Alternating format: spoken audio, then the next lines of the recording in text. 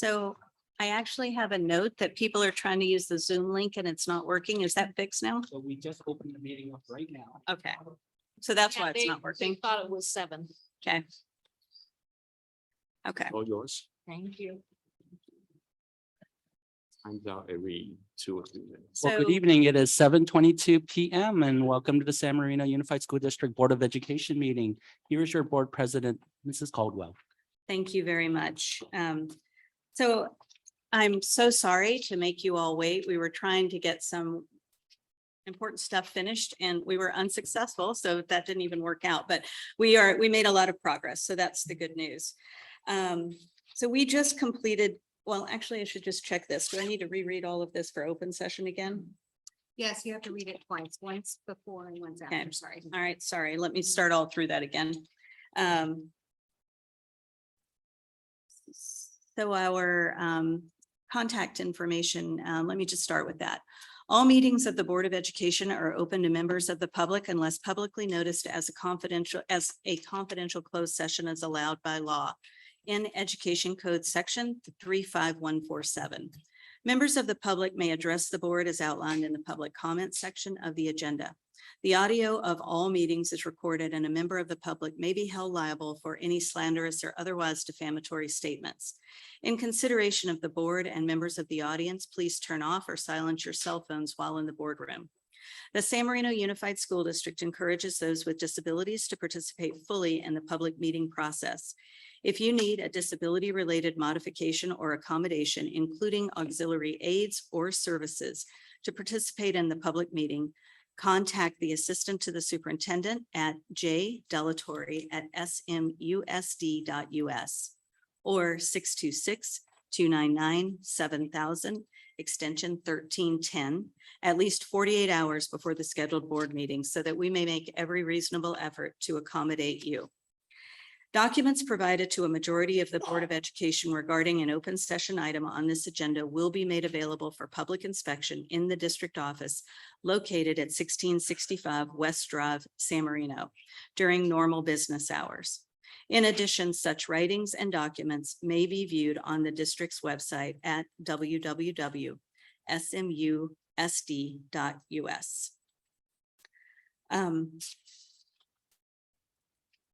The Board of Education has adopted Board Policy 9323B to ensure the public's right to be heard in any matters pertaining to the San Marino Unified School District.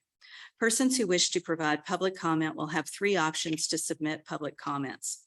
Submit through an online form, request to speak during the meeting via Zoom, request to speak during the meeting in person via the public comment card. Submit through an online form. The public may submit public comments for the open or closed session on June 28th, 2022 from 11 a.m. through 3:30 p.m. Comments received during this time will not be read during the meeting, but will be provided to the Board of Education. Please submit comments at the indicated link. Request to speak during the meeting via Zoom. During public comment, the meeting will pause for 1 minute to take requests to speak. The raise hand function is used to take requests during the public comment period. For online attendees, press the raise hand icon to add yourself to the queue. For phone attendees, dial *9. The speaking order will be determined based on the order of request received. Individual speakers will be unmuted and called to speak. To request to speak during the meeting in person via the public comment card, please complete the public comment card and submit the completed card to the designated drop box with the assistant to the superintendent. Opportunities for public comment are offered prior to closed session. At the start of the regular open session for matters not on the agenda and for matters on the agenda, the Board of Education reserves the right to add a public comment period prior to any individual item on the agenda. 5 minutes may be allotted to each speaker and a maximum of 20 minutes to each subject matter.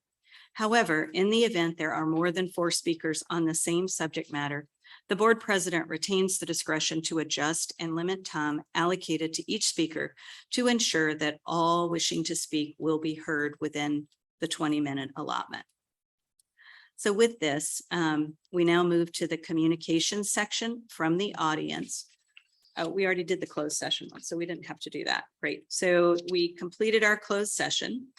And it is now my opportunity to report out on the result of that. So during closed session, the board voted in a vote of 4-1 to appoint Dr. Delatorre as the district's new superintendent. So congratulations. Thank you.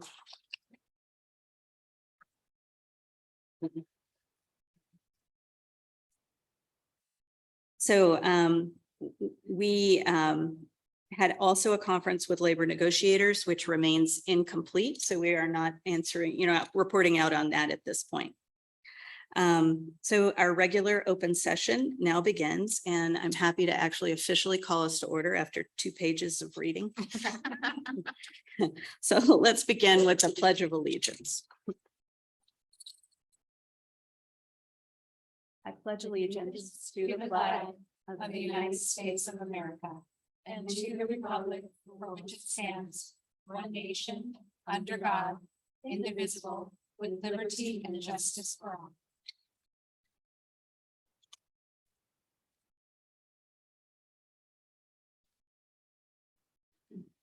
So our first order of business is to approve our agenda for today. Do I have a motion to approve? Move to approve the agenda. Thank you, Jane. Do I have a second? Second. Shelley, second. All in favor, please say aye. Aye. Aye. Any opposed? Roll call. Well, are we obligated to do a roll Yeah, call? yeah. Okay, well, let's roll call then. Mike? Aye. Okay. Joseph? Aye. Jane? Aye. Shelley? Aye. Jeannie? Aye. We also need to approve minutes from several previous board meetings.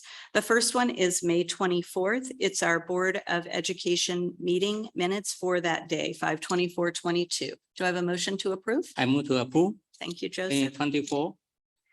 Second, I second, but there were edits and revisions made. my understanding is that they have been made. Okay. Were they subsequent ones? So, No, yeah, that was okay. okay. So I second. Okay, thank you. All right, so Mike, Aye. Joseph, Aye. Jane, Aye. Shelley, Aye. Jeannie, aye.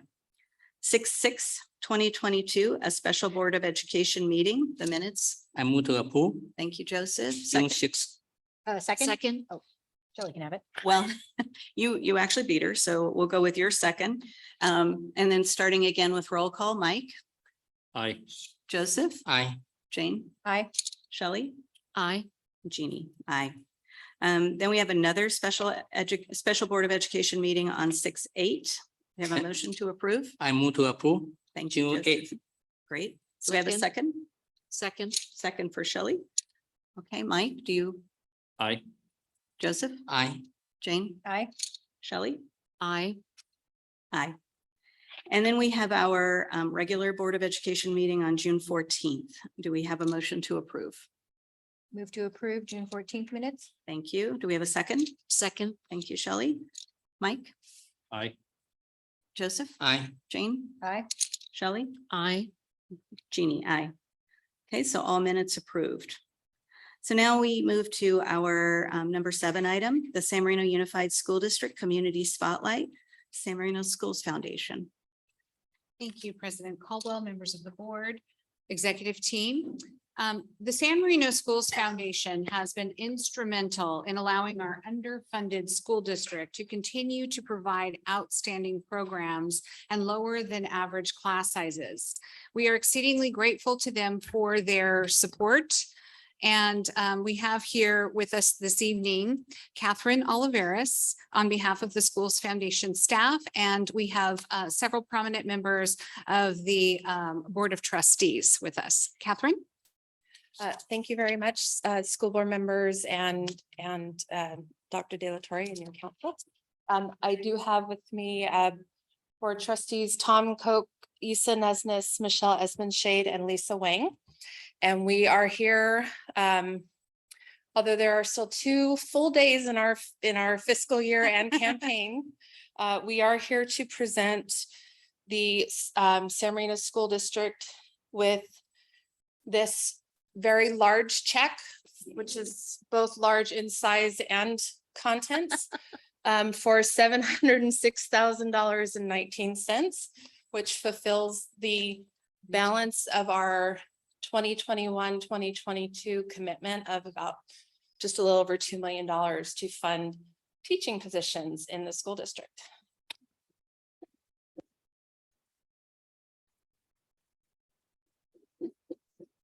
Okay, so if we can get a photograph with the Board of Education and the trustees, can come forward.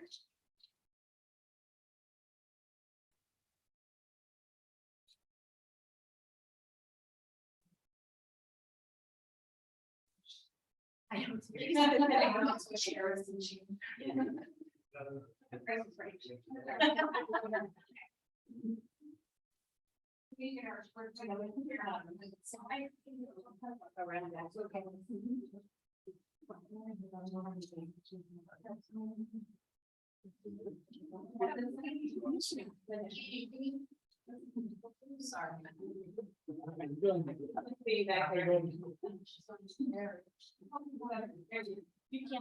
so much. All of you.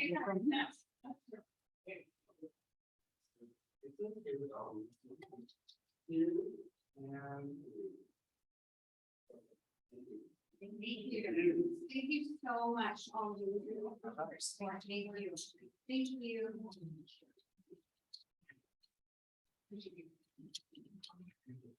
So I know that you all want to get out of here, but we really do want to thank you very much for doing this. I mean, you know, the foundation has been around for such a long time. And, you know, I think it's easy sometimes to take for granted what you make happen. And we shouldn't, and no one should, because, you know, if not for the families and community members who donate, if that didn't happen, we couldn't offer what we offer today. So thank you for picking up that mantle literally every year and delivering, because it really is what makes us work. And it's truly what makes us special. So thank you. Thank you. Thank you.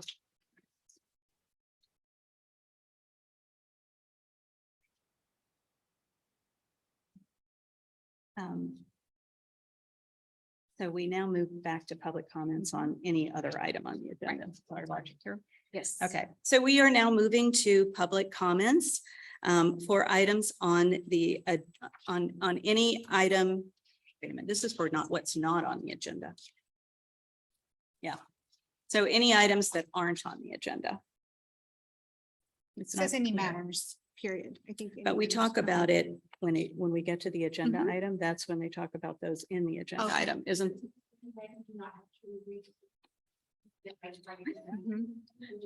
But this is for items not on the agenda, correct? Yes. All right. So maybe we, you know, for the future, just make that clear, because Yeah. it's not clear to me now, but I just happened to recall that from a decade ago. Okay, so if anyone wants to talk about anything that isn't on the agenda, and you would like to let us know that, you could submit through the online form. You can raise your hand in Zoom or a contact card. President Caldwell, my understanding from the agenda is that we are doing public comments for matters that are not on the agenda as well as matters that are on the agenda. Is that correct? Both, or? That's actually what I was clarifying up front. So I think Jennifer Delatorre, Mrs. Delatorre spoke with the attorney about this, right?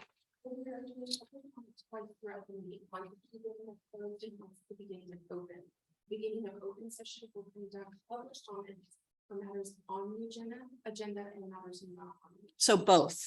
Yes. Okay, so thank you. there you have it. Now, That's our what big I was complicated yeah. question of the day. Yeah, this public comment is just addressed to the AAA. Yeah. So, yeah, yeah. No, I mean, what I'm understanding is it's literally for anything else on the agenda or not. Right? So however, whatever's here or not. Anyway, if you want to talk, now's your chance. This is. Yes. How's that? I think the idea here is we used to have public comments, points in time, each time we had an information item, a consent agenda, and we kept pausing the meeting multiple times. And I think in the effort of streamlining our meetings, which I appreciate, we are now condensing everything into both matters on and off the agenda. Correct. Okay. And so this is a change, which is why we're all a little bit Yes, confused, but This thank is a you. change. That's Okay. correct. Okay. So may I go ahead and pause for 1 minute and let folks Yes, raise their we'll hands? do and- this for that. Okay. Mhm. All right, thank you, President Caldwell. We are pausing for 1 minute to take requests to speak regarding matters that are not on the agenda, as well as matters that are on the agenda. If you would like to make a request to speak, please press the raise hand icon, dial *9, or submit a public comment card.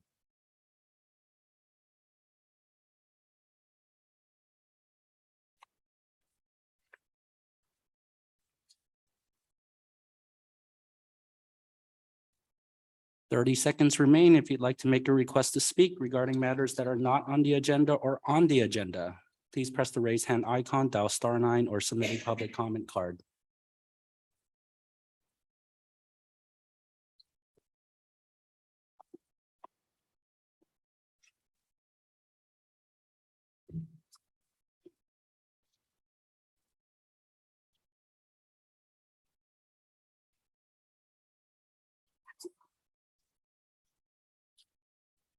President Caldwell, we have no requests.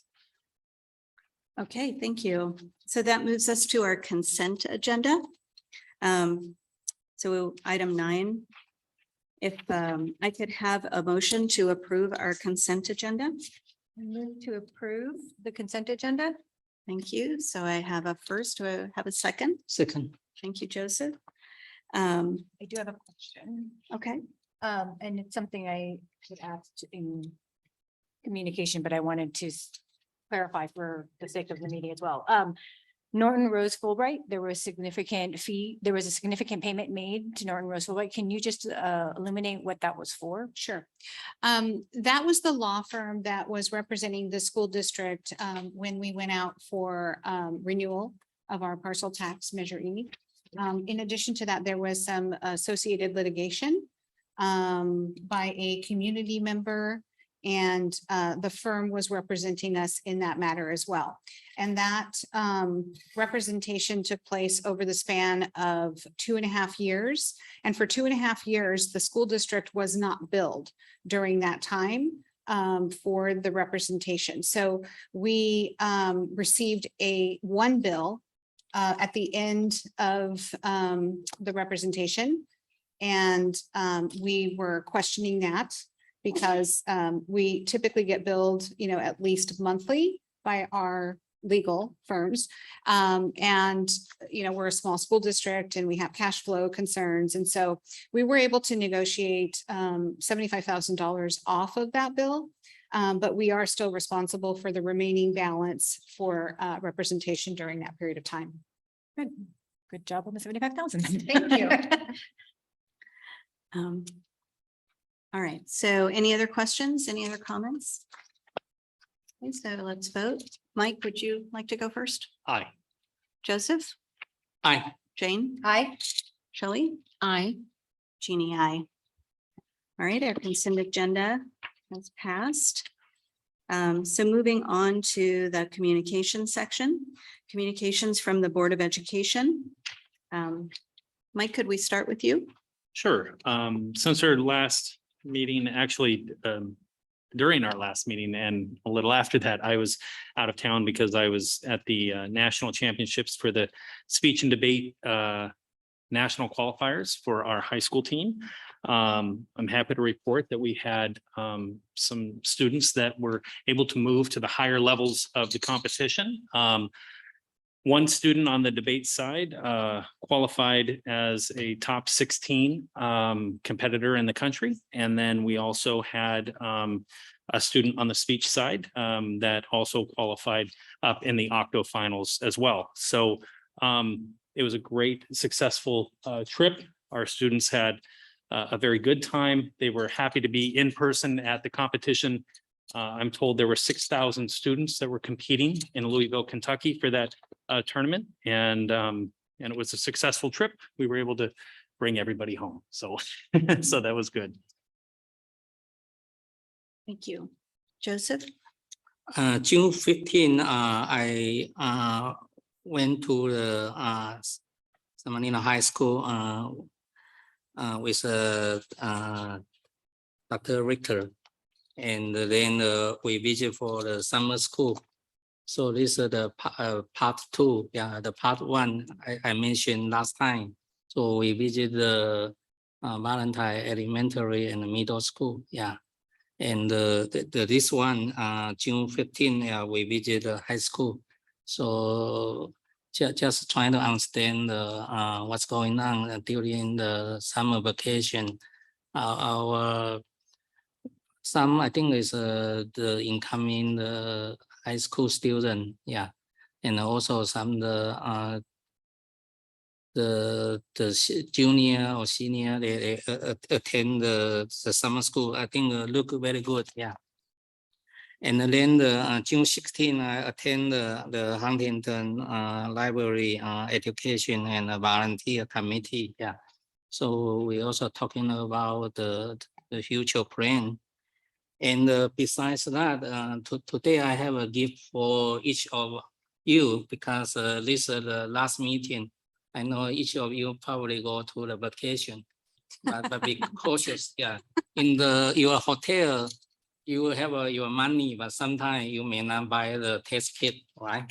So you know the belong to other organization. I will count over test kit. So each one, I give you the two. So in case you need more, you can call me. So I mail to you. So enjoy your summer vacation. Thank you. Pass that down. I think the audience, you are included too. Okay. It's like, it's like Oprah tonight. It's like Ellen giveaway tonight. That's great. So each pack is for test kit. Yeah. So I think it should be sufficient for your short vacation. Yeah. Thank you so much, Mr. Chang. Thank Is that you. everyone get it? Yes, I think we I got do. it. It just now needs to. Yeah. Do you have monkeypox too?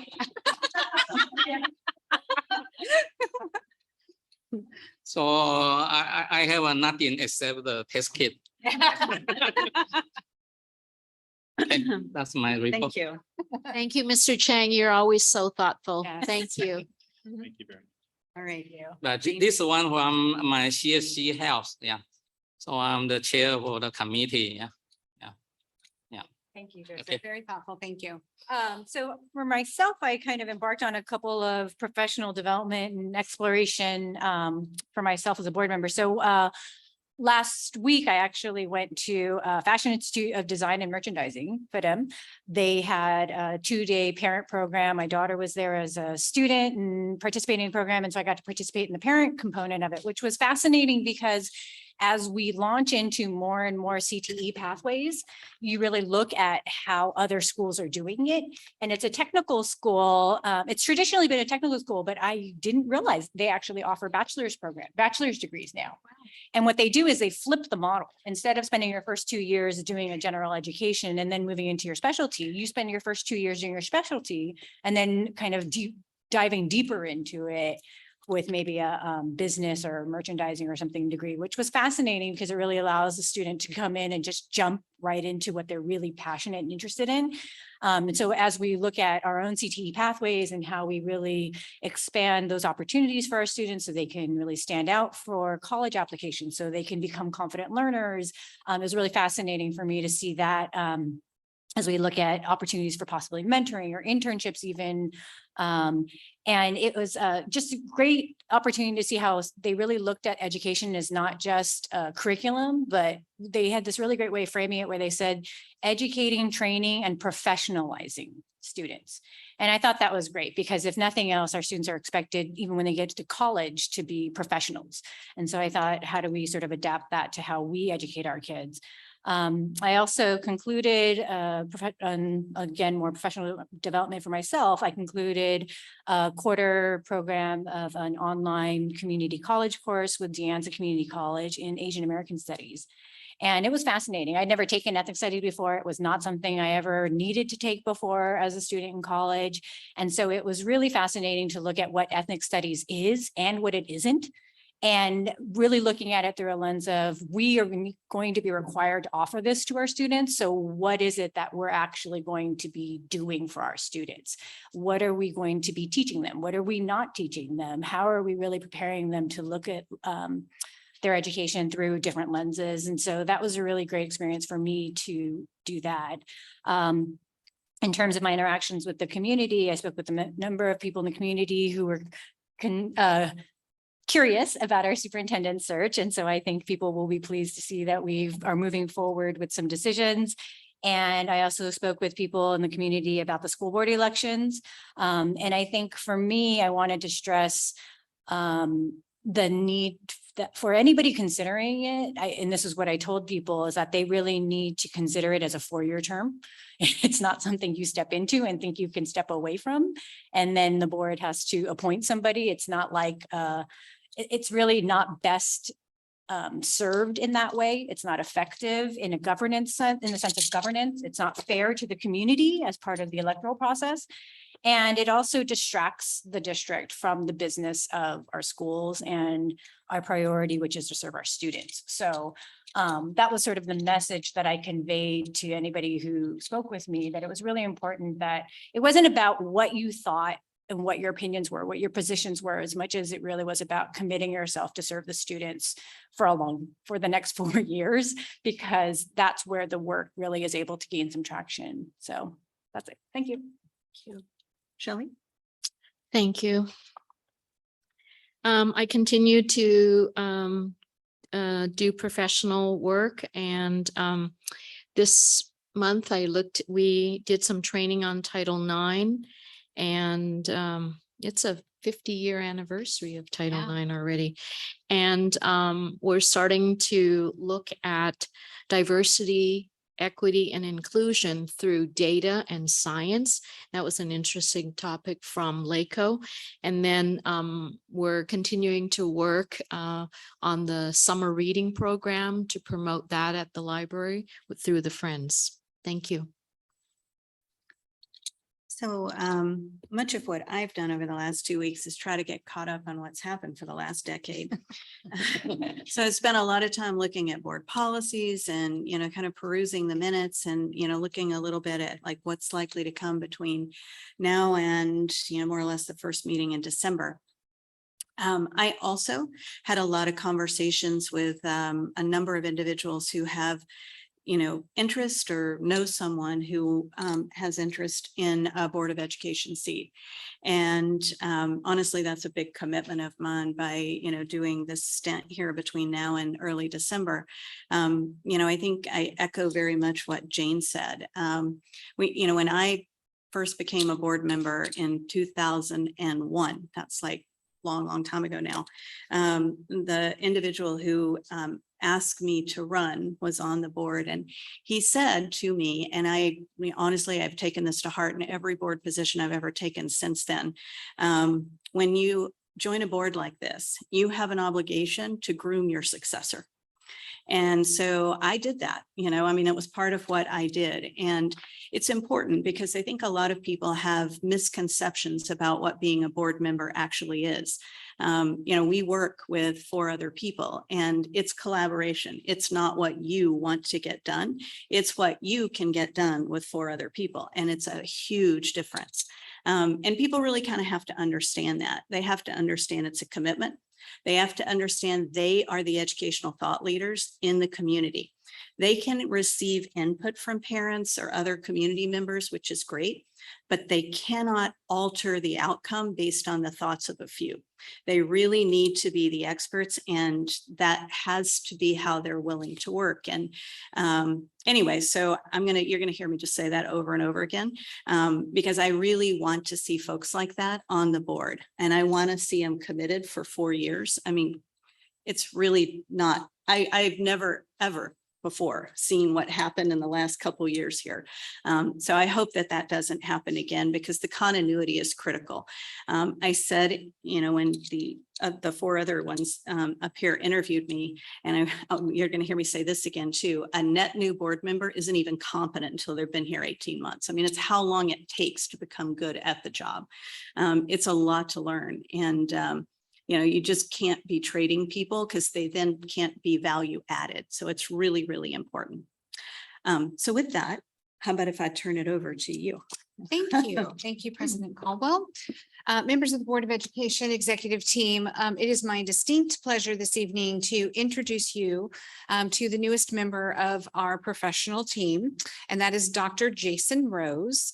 And Dr. Jason Rose will serve as our new Director of Human Resources. He will be replacing Mrs. Judy Correnti in the back, and this is her last board meeting.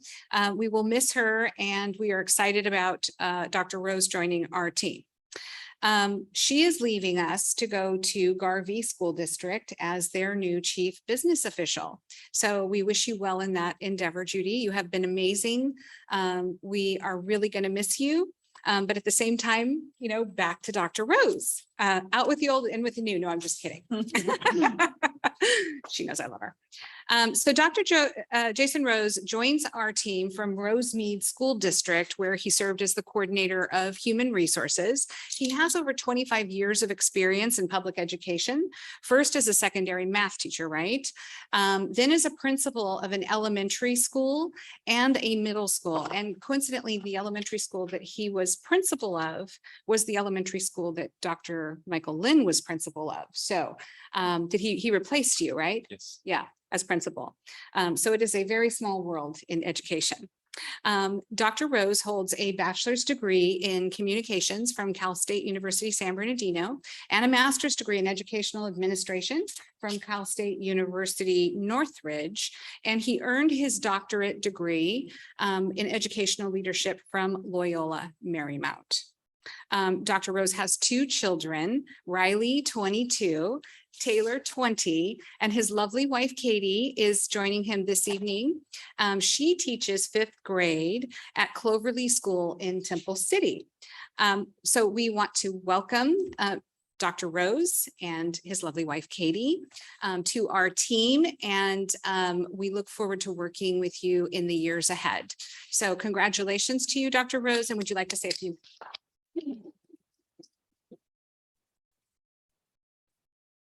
Thank you for that introduction. Board, thank you for having me here tonight, Board of Education, Dr. De La Torre and Cabinet.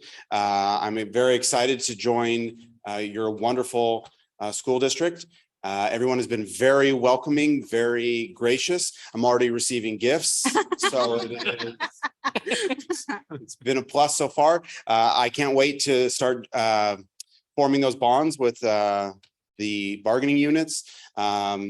And just getting to know everyone in the district and kind of folding myself into all the great things that you do here and hopefully just adding to what's already a wonderful district. I want to say also publicly thank you to Judy, who is going to be helping me over these next couple of days, kind of catching me up to speed as much as she can before she goes on to her new endeavor. So thank you for that.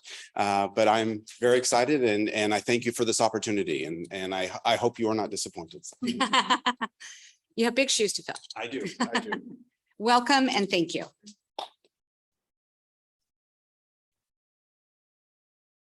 Can I say thank you on behalf of the board to Judy? Yeah. So and don't forget you need a test kit. That's right. Just don't have it be from here. Like if there's an issue. So I certainly echo Joseph's comments. We really do appreciate your time with us. And I know for me, that was super short, but I've heard nothing but great things. And Dr. Rose, you're now my second Dr. Rose. This is like kind of uncanny. There was a Dr. Rose that was superintendent when I was first on the board. So you just should be prepared to be confused with him for a while. Yeah. But we really are happy to have you join us. I mean, clearly you've been slacking. That's all I can say. So, but obviously just this amazing credentials and, I don't know who's filling that principal role now, but I guess they're probably in our future. Is it really? It is. That's so I funny. know. Stuart Well, Caldwell. Probably some long lost relative. But at any rate, that's clearly a good track record for us. So we look forward to having you. Are you gonna stick around or you wanna, like, you don't have to, like. You don't have to stay for the meeting, is what she's saying. They Don't feel like just it. flew into LAX, and so they're just coming back from vacation and they had to rush to get over here. And so we're so grateful that. I'm they were betting you able to didn't wear a make it. suit on vacation. Right.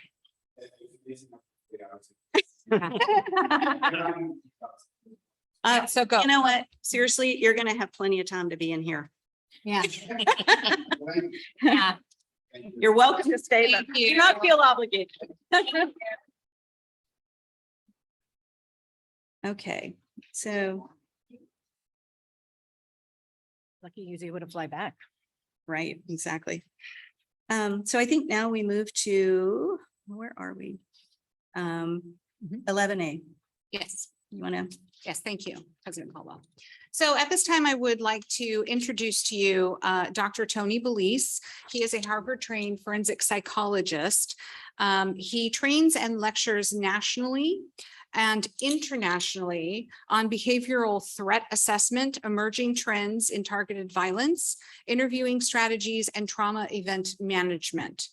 Dr. Belize consults with private and public educational institutions, security firms, and global corporations on risk assessment, risk management, and special circumstances. He trains educators, threat management teams, mental health providers, and law enforcement on violence, threat risk assessment, and has been featured on HBO, CNN, CBS, New York Times, and local media.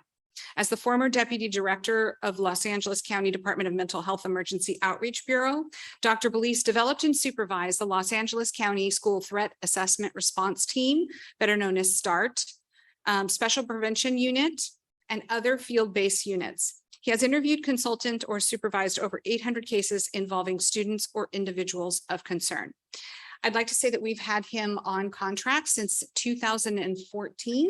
And Dr. Belize, in partnership with our local law enforcement agency and our wonderful chief in Contro, have been working with the school district's threat assessment team to make sure that we are properly trained on identifying potential threats and also making sure that our staff is properly trained on how to address potential school shootings. And I feel that this is very, very important for us to be mindful of on the heels of what has happened in Uvalde, and not just on the heels of what has happened in Uvalde, but we're looking at the news reports and statistics which indicate that this is a trend that is on the rise, very sadly, in public schools.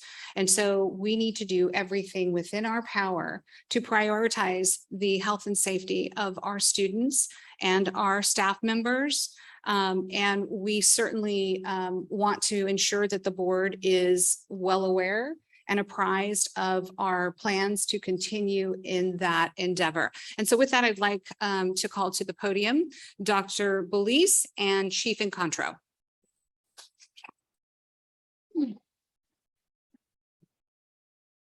So thank you for inviting me and congratulations. Thank you, sir. So real quick, the school threat assessment response team had 3 goals. One was to stop a school violence incident in LA County and to rehabilitate the student, and also to develop the partnerships that we needed to make it happen. Because the program was myself and 6 people for 12 million people, 600,000 students, et cetera. So, and what we did there, to this day, there hasn't been an incident of targeted school violence in LA County where the START program was involved. After the Marjorie Stoneman Douglas shooting in Florida, I was invited to meet with Senators Rubio and Nelson about what they could have done differently in Parkland, Florida. That was Nikki Cruz. Nikki was nicknamed Crazy Boy and was voted as the student more likely to come back and shoot up the school.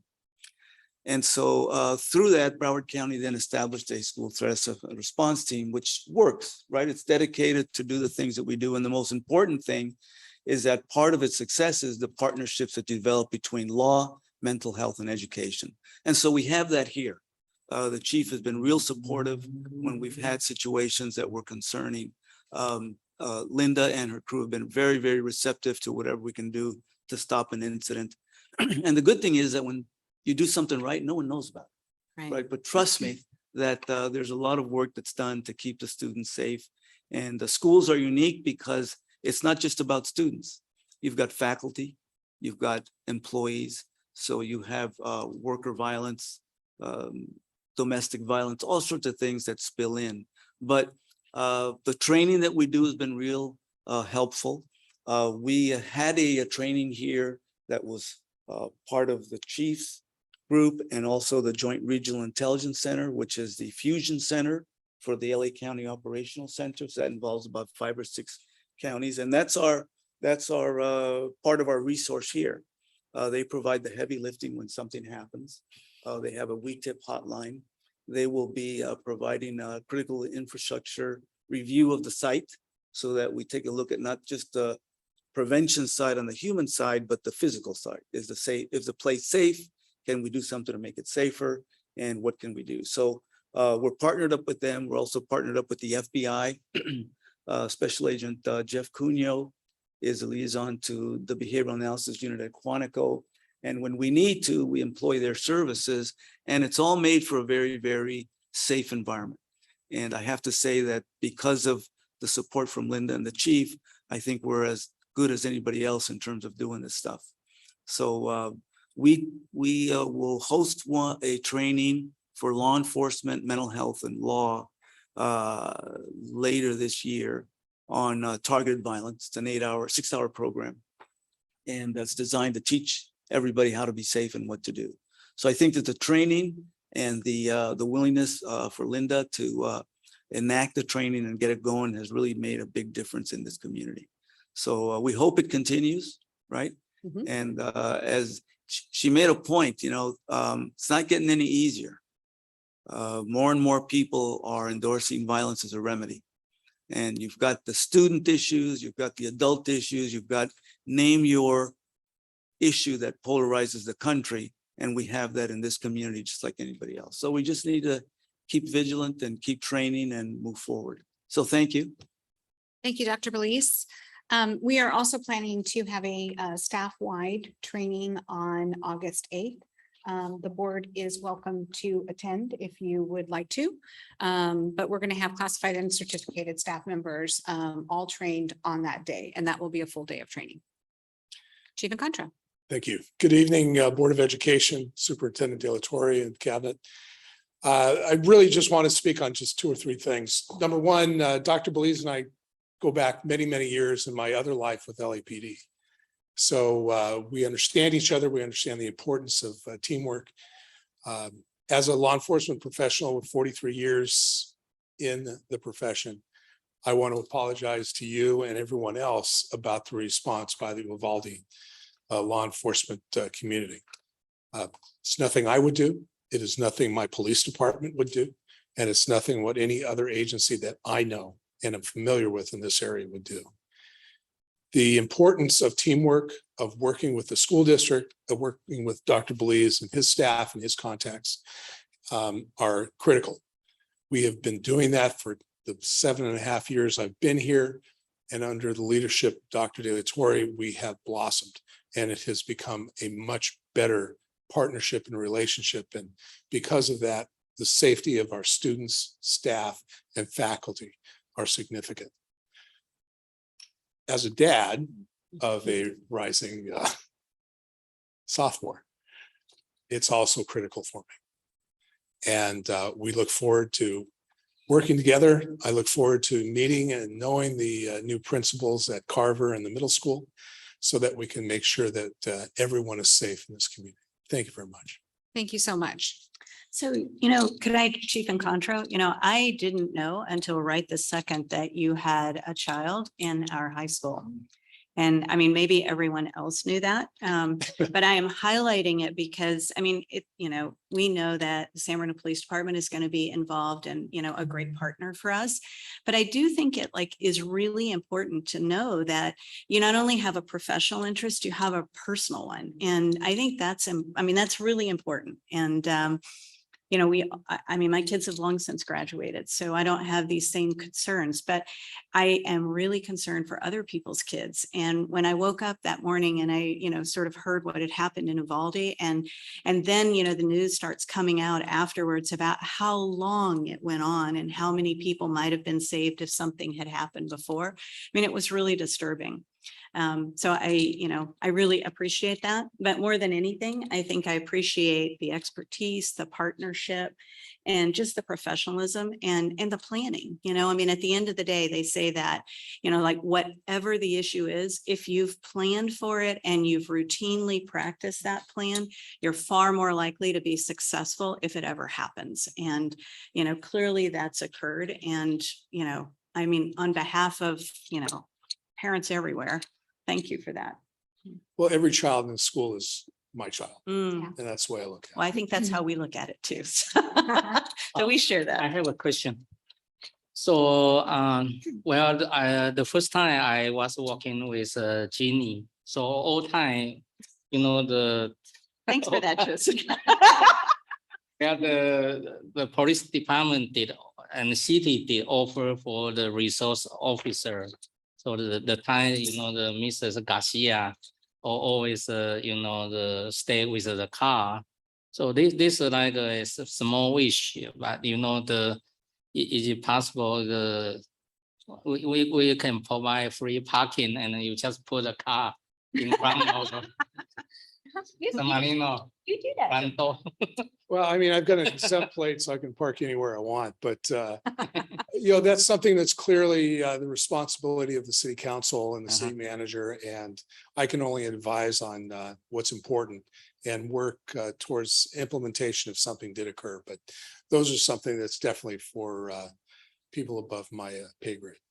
If I can speak to that, I mean, I don't think it's necessarily a matter of an official capacity, but as a parent with the kids at the elementary school and having the police presence during our walking school bus on Fridays, every Friday without fail, there are multiple police cars ensuring that nobody goes and makes those crazy right turns on the little side streets. And, you know, I live down the street from the high school, so I see the police car parked there frequently. And, you know, not necessarily because there's something going on, but just as a presence. And so I think what I appreciate as a parent more than anything is the fact that you have relationships with our students, so that when a student has a concern, they don't see the police as somebody they can't trust, which is, I think, a significant problem in law enforcement, but not a problem for us. So, and I think that's because of the work you've all done to really build those relationships. The kids run up to the police officers excited to get stickers and say hello. And, you know, we know like a whole bunch of, when we see new people, we're like, oh, he's new. I mean, it's the beauty of living in San Marino. It's the beauty of the work that your officers have been doing. So thank you. Thank you very much. You know, if I could just say, Chief, I appreciate you saying what you did about how hopefully it will never happen, but if your department ever had to respond to something, that they would respond differently than what happened in Texas. I truly think that everybody in our community knows that you and your department would respond the right way, but it does provide extra comfort and security knowing when we hear that. So you and your department are a quality act, and we really appreciate everything you do.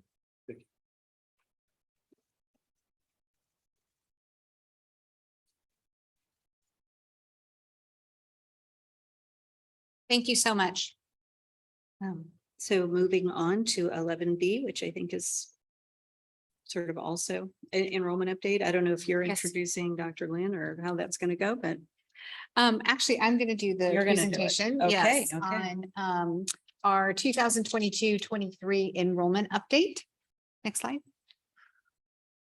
So I wanted to put together just a brief presentation to really illustrate for everyone the declining enrollment trends in San Marino, which are not unlike other school districts within the state of California. We've talked before about the fact that there are many reasons why enrollment is declining in the state of California. Housing prices, the current economy, businesses moving out of state, taking their employees with them. The birth rate currently is the lowest it's been since the Great Depression. So the younger generations are not reproducing. So we have fewer children to enroll in our schools.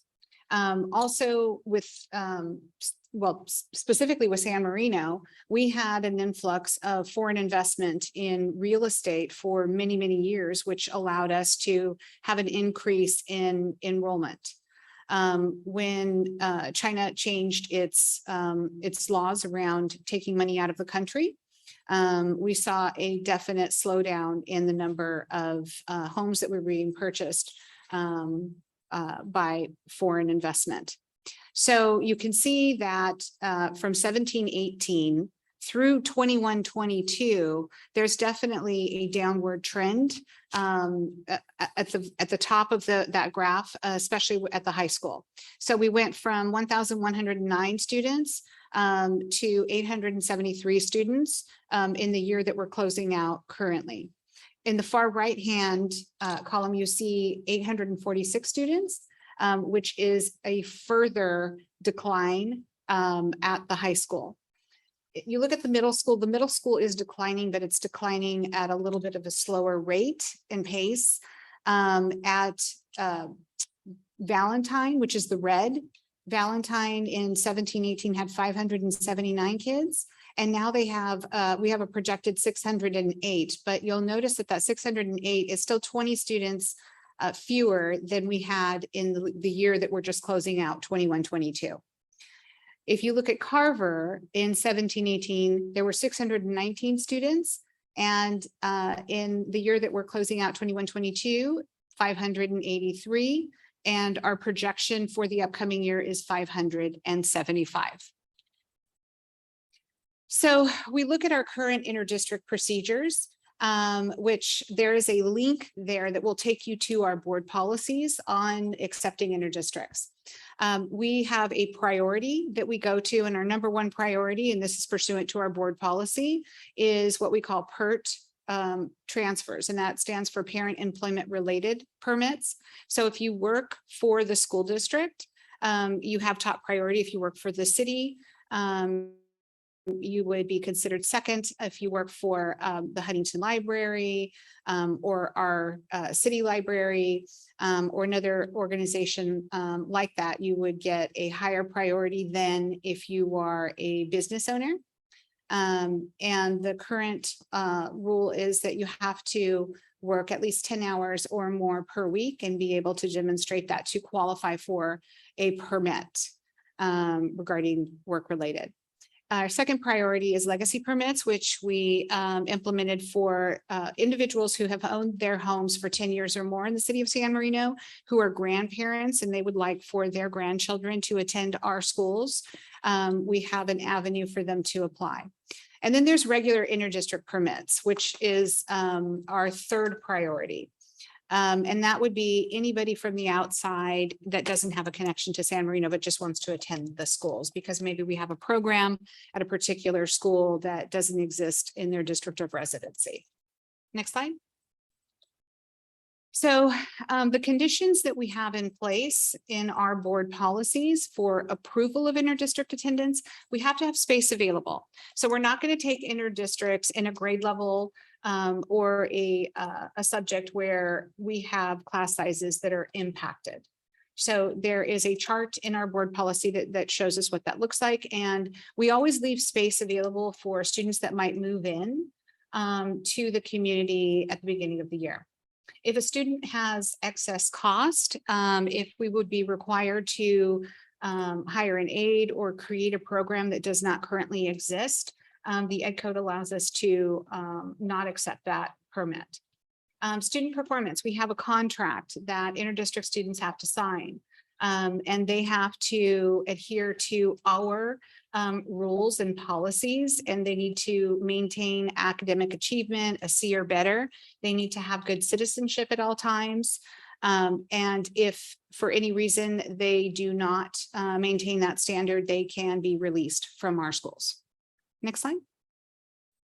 So here's the current permit students by grade at Carver Elementary School.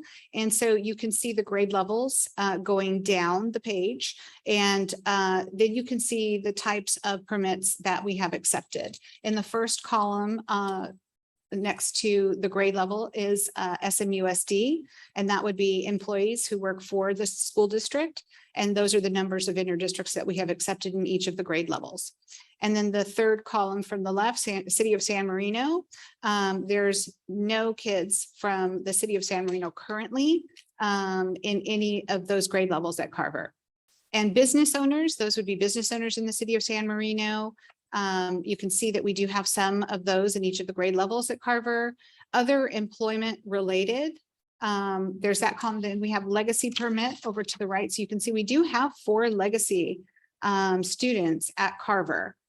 And then we have the regular inter-district permits, and those are the kids that really don't have a connection to San Marino that we have accepted for one reason or another. And a lot of those kids came in either TK or kinder and are continuing on or have a sibling that was already enrolled. And so you see the subtotal by grade in the far right-hand column. Next slide.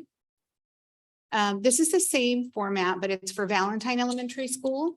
And so you can see that we do have some city employees, children at Valentine, business owners, other employment-related legacy permits, and regular interdistricts. And you see the subtotals in the far right-hand column. Next slide. And there's the current permit students by grade level for Huntington Middle School. And same format, same explanation. You can look over to the far right-hand column, and those are the numbers of interdistrict kids that we have currently in those grade levels. And there's the high school. Same thing. And we've got no legacy permit kiddos at the high school yet, but every other column is populated. And this might be tough for you to read, but you guys are receiving this in your electronic packets. But the middle column in the green says 22-23 projected enrollment. If you look all the way down at the bottom, that number is 2,644. If you look over to the far right, that is 21-22. And these numbers were populated the last day of school. So we had 2,708 students on the last day of school for this school year. And our projected enrollment, which has been updated as of today, is 2,644. Next slide. So this is the number of interdistrict applications that we have received by grade level. And what's unusual about this is that typically by this time of year, we have like 40 applications for 9th grade. Currently, we have 8, and we have 0 applications for 10th, 11th, and 12th. And that's just a real departure from where we have been in prior years. So we're trying to dig into that data and find out why. But we do have 150 applications that we're currently considering. And then I would take you back to our criteria for considering interdistricts. We will not displace resident students. We want to make sure that there's sufficient space available in each of those grade levels in those classes. If we do have to hire an additional teacher, the enrollment needs to more than pay for an additional teacher. It needs to pay for supplies and to keep the lights on and all the incidentals that goes along with that. And make space available for additional resident students. Now, the good news is we have sufficient enrollment currently to add an additional TK class. And what's good about that is if we can increase our enrollment at the elementaries and we keep our kids enrolled in our schools, those numbers are going to filter up to the high school. But currently we're needing to sustain and grow our enrollment at the secondary. So what is the number prior year? Is that more than 150 or less than 150? Repeat your question. What is the number? This is this year, but the last year. how many application? Oh, last year as compared to this one, I didn't do that side by side, but I can get that number for you. Yeah. But you said you said in the ninth grade, typically by now there's 40. Have you dug into who those 40 were? What's happening now, because we're in this area, in the San Gabriel Valley, we're all starting to decline in enrollment. So even communities like South Pasadena that has been very stable for many years, and they've been more stable than we have in terms of enrollment because they have a variety of housing options. In South Pasadena, they have apartments, condos, townhomes, and single-family residences. In San Marino, we only have single-family residences, and it is very, very expensive to move in here. So for the longest time, South Pasadena superintendent was saying to me, oh, no, we're not declining in enrollment. We're fine. We're fine. But now they're starting to. So I think what's happening is that every district around us is refusing to release their kids to other districts. I know San Gabriel is not releasing anybody for any reason. They're just flat out denying them. And then they have to go to the county to appeal. They have 30 days in which to do that. And then the county board will hear those appeals and either overturn the district or not. And in many cases, if the student has been enrolled in San Marino, I have an example. If there was an individual who was working for one of the financial institutions in town who is no longer working there, lives in a neighboring city, and needed to re-up the permit and get a release because now she doesn't qualify for a PERT, right? She has to qualify for a regular interdistrict transfer, has to get a release from San Gabriel. San Gabriel said no. And this is a kid that has been with us since kindergarten. So if they take that to the county is probably going to overturn San Gabriel's denial because they're going to think about what's best for the student. And typically the county will say continuity for the student is much more important. But they're inundated at the county because now districts are not releasing. So we can do as much advertising and recruitment as we want, but in the end, if the home district won't release them, then. But if we have programs that don't exist in other districts, that's one valid reason for the county to overturn. If the kids have come up through our system and for some reason they all of a sudden don't, qualify, maybe they, lived in San Marino, maybe the parents got a divorce and then now they're in Pasadena or San Gabriel. We'll keep them, but they have to get released from their district of residency. So those are the kinds of things that the county will usually support. But if it's somebody who's coming in new, they have to have a valid reason. So is it childcare?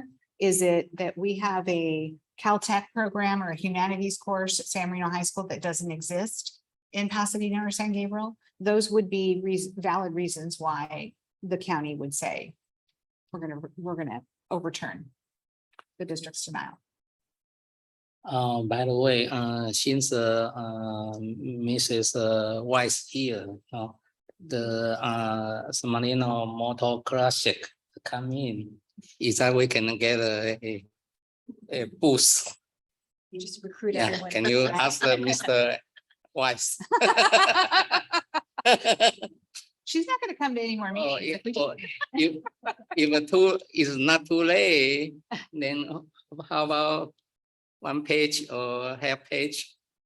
Just for the Advertisement, right? school district, yeah. I think- Oh, we have to buy? I don't know. Yeah, we can pull our money and buy one. Can I ask, in addition to the Caltech class and the humanities class at the Mhm. Huntington, what other programs does our district offer that other districts do not, that can be used as a basis Mhm. for students to apply to our district? So it depends on what district we're comparing ourselves to, but a lot of school districts at the elementary don't necessarily have access to the STEM programs that we have. And that has been a valid reason why LACO has overturned a denial from a neighboring district. We also have art and music at the elementary. Some school districts do not. So if we can find programs that we are offering to our students that don't exist wherever the district of residency is, that is one way that we can attract and actually legitimately have LA County support us. We used to have Japanese at the high school, and there are a lot of districts around that don't have Japanese. So that was one program that kids could say that they were going to apply for and participate in, and that's why they wanted to come to San Marino. Are there any others at the high school that could be used? I'm thinking the Caltech, the humanities course, those are very unique courses that we offer as compared to other districts. I'm hoping that, we can expand our CTE offerings in the future to have some unique programs that kids will want to participate in and sign up for. So that's one of the things that we're going to be talking to the board about for sure in the near future. So it also used to include our speech and debate program. Yes. Chamber, music, the sports programs, a lot of the activities, things in that arena used to. And I mean, do we still offer Cantonese? We don't. Okay. Because that used to be, one of the ways as well. But I did hear that a lot of neighboring school districts were pushing for adding those things. But I mean, as I recall, the reality was every school district everywhere has a policy not to release. Right. So it was never like they were going to say, sure, go ahead. It was always the, sort of Lake Code more or less doing that. And I kind of feel like it's more a matter of parents just understanding what the process is and taking advantage of it. And we do, Lou Jiang does a great job of explaining what the process is to prospective parents that contact her. We're doing the best that we can to try and attract and retain, the best students possible for our school district. So is that we are going to do the survey again for the language? Yes, I spoke with my executive team and they are putting together the survey. And we'll take that data and share it with the board on whether or not parents would want Mandarin over Spanish or Spanish over Mandarin. So I think it's actually a two-part survey, though. One is what our parents want, and the other is what we can use to solicit students Right. from other places. Right. And could we just flip back to that first page that's Sure. comparing our population across?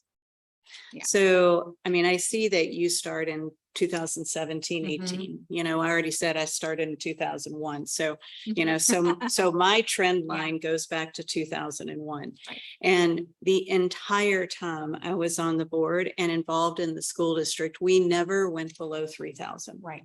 We generally were in the 3,200 range. And we always felt as though the population was critical for us to be able to get the financial support we needed to be able to put on, the programs we do, the classes that we have, the selection of classes. We are, I know that, there's a lot of sensitivity in our community and always has been about inter-district transfers. And I've often used the comparison of the airplane. Yes. And, we all love to get on the airplane and find that there's no one in the seat next to us. But the airline doesn't like that because they still have to fly. And that's essentially the same for us. And so if we have a classroom that supports 20 children and we only have 18 in there, we may not be losing money, but we aren't, able to do all that we would otherwise do. I am really concerned. This is like, if you were to, ask me of all the things I see in our future, what bothers me the most, this is it. Yeah. And I know that, so Linda and I had a conversation in, a meeting I have with her every week about this as well. And, what I want to just kind of, lay out there for people to think about is somewhere in, probably the 2,900, 2,850 range is the line we need to draw where you are hitting critical mass, Mhm. right? If you go below that, it's not declining enrollment anymore. I mean, it may technically be declining enrollment, it's preservation, Mhm. right? You can't continue your district if you don't have a critical mass of students. So we need to figure out what that number is. We need to know where we can offer the programs that we need to offer to meet, our definition of world-class education and just in general, the sort of the expectations that our students and the community has. But I am positive 2644 is too low. Mhm. So this year, we have the very unique circumstance of having a little extra money, which we are able to put to that deficit. And I think we just have to let people, it's because we have that money, this isn't showing up, right? So we are able to continue to do what we've always done. Next year, that won't be the case. We won't have this extra money and we won't be able to do it. So we have exactly 12 months to figure out how to fix it. But we have to figure out how much more student body we need. And we need to have a real plan to get there because that is not sustainable. We will not be able to continue as the school district we're used to if we don't fix that. Yes, and I just wanted to say that, when you talk about critical mass, Dr. Lynn is looking into that and working on it. I know. Yeah, we just I don't was have just it. setting Yeah, him up. yeah, no, no. But we don't have anything to reveal to you this evening. We're gonna have to, bring that back. But he is knee deep in looking at that research and that data. I just, it's easy for numbers to sometimes get lost on a Mhm. page and people just look at it and they say, oh, it's declining enrollment. And yes, in fact, it is, but this is bad. And, I just want that message to be clear. So I have. I have a question. I know that back in the day, 3,200 was the optimal number. And I say back in the day on purpose. I know. Because it's been a long time since we've been at that number. I pulled up an old enrollment report from 2019 and it goes back to 2014-15 and we were at 3141 in 2014-15. So we've been in decline, like Jeannie said, since, right? So I guess my question is, in light of the fact that education itself and how education is delivered has changed, especially in the last couple of years and having accelerated to in that change, is 3,200 still the optimal number? And I say that because I look at other private schools, not that we're a private school, we are under completely different constraints than a private school. So I am not saying at all that we should be run like a private school. It's just not possible. But at a certain point, where are our leverage points where we can take advantage of the fact that we don't have as many students as we used to? I recognize that programs are compromised because they don't have the scale and the mass that they once did.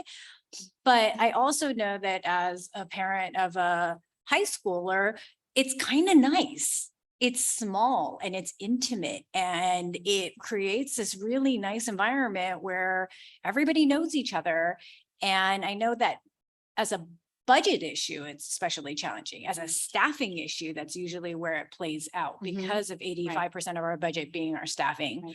But I guess I want to challenge us not just to think of it in terms of retention and attraction, but even in terms of redesigning our deliveries of education so that we are really taking advantage of the numbers as well as tweaking the concepps around education. And I don't know what that looks like. That's, sorry, that's your guys' job, right?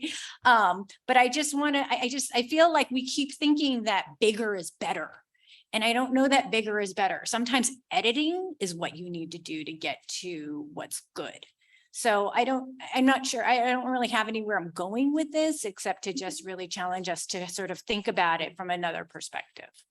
And I think we're going to look at this thing from all angles and, Dr. Lynn and the team are really going to dig into the data and figure out, not just looking at it as compared to other districts that are similarly sized, but looking at it from a staffing perspective, looking at it from, what do we have to, how many staff do we have to have in order to be able to be compliant with A through G requirements, right? You have to have electives.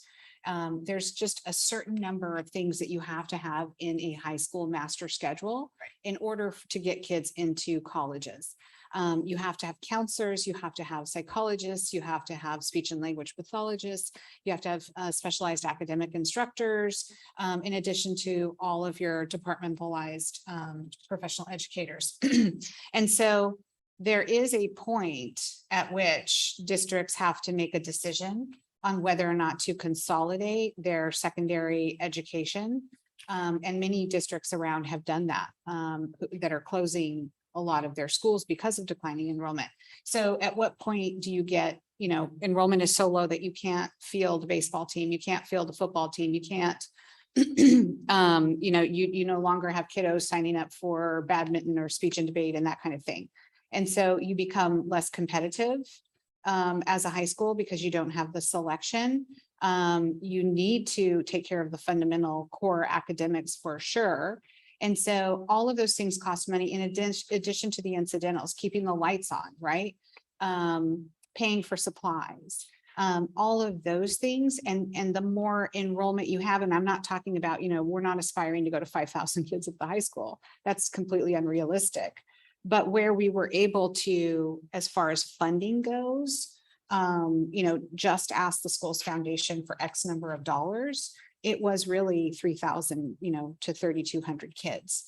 And so, but we're going to, having said that, we do need to look at every possible angle and study the problem from different perspectives. So I appreciate and value you coming up with a different way of looking at things, because I think that that's how you make really good, well-educated decisions. Well, and on that note, I think it does also come back to us needing to retain our own students too. Yeah, for Because sure. if getting out released from your home district is an issue, then what are we doing to ensure that the students in our community are Right. being served? And so that's why we need to study, well, why are they not in our schools, right? And figure out what we need to do to be competitive with those private schools and look at our programs. Look at what we are offering that maybe, or what we're not offering that private schools are. I think we really need to dig into that. I just want to be careful that in our zeal to be fiscally conservative, that we don't cut the items that are actually going to keep our students here. Oh, yeah, no, we would not. I think it's, there's always a few people who want this and a few people who want that. And so it's sort of a little bit of a death by 1,000 cuts at some point. But if we start making decisions to cut it because the program is too small, then all we're doing is cutting ourselves death by 1,000 cuts. So I realize that the challenge is always balancing the small numbers with the big budget. But I am very concerned when we start saying, well, that program has gotten really small, so we really need to think about cutting it. I don't want us cutting programs. I want us to think about creatively how to still offer things to our students and not just take the as expected solution. Because I think that is the safe solution. I think that is what people expect oftentimes, but I want us to challenge ourselves to think a little more creatively. Yeah, and I don't disagree with that at all. I mean, we've got to look at this from 1,000 different angles to see what, we want to do. And ultimately the board's going to weigh in on those decisions. So you're gonna get the information and you'll be part of, the process of making those recommendations and decisions. We'll make the recommendation, you'll make the decision. So I would Board. expect that there'll be, some series of reviews, right? Yes. So, I think, Jane, to your point, there's, well, first of all, in 12 months, we, the then board is going to have to make some financial decisions, in less than 12 months, right? So, there needs to be at least a focus on that, like, what are we going to do at the point where we have to make the next budget decisions? And then, I think, some of that may include some of the refinement, some of, ensuring we're keeping our students here and meeting their needs, like that kind of stuff. But in my experience, it takes an awful long time to kind of get through all of those levels, those layers of analysis. So I think that, from a board direction standpoint, and, we're not obviously doing this tonight, but, for us to think about, I think we need to, somehow work with Linda and the team about how we look at the problem. So we make sure that we're all comfortable with where we end up when we start having to make, the most immediate financial decisions.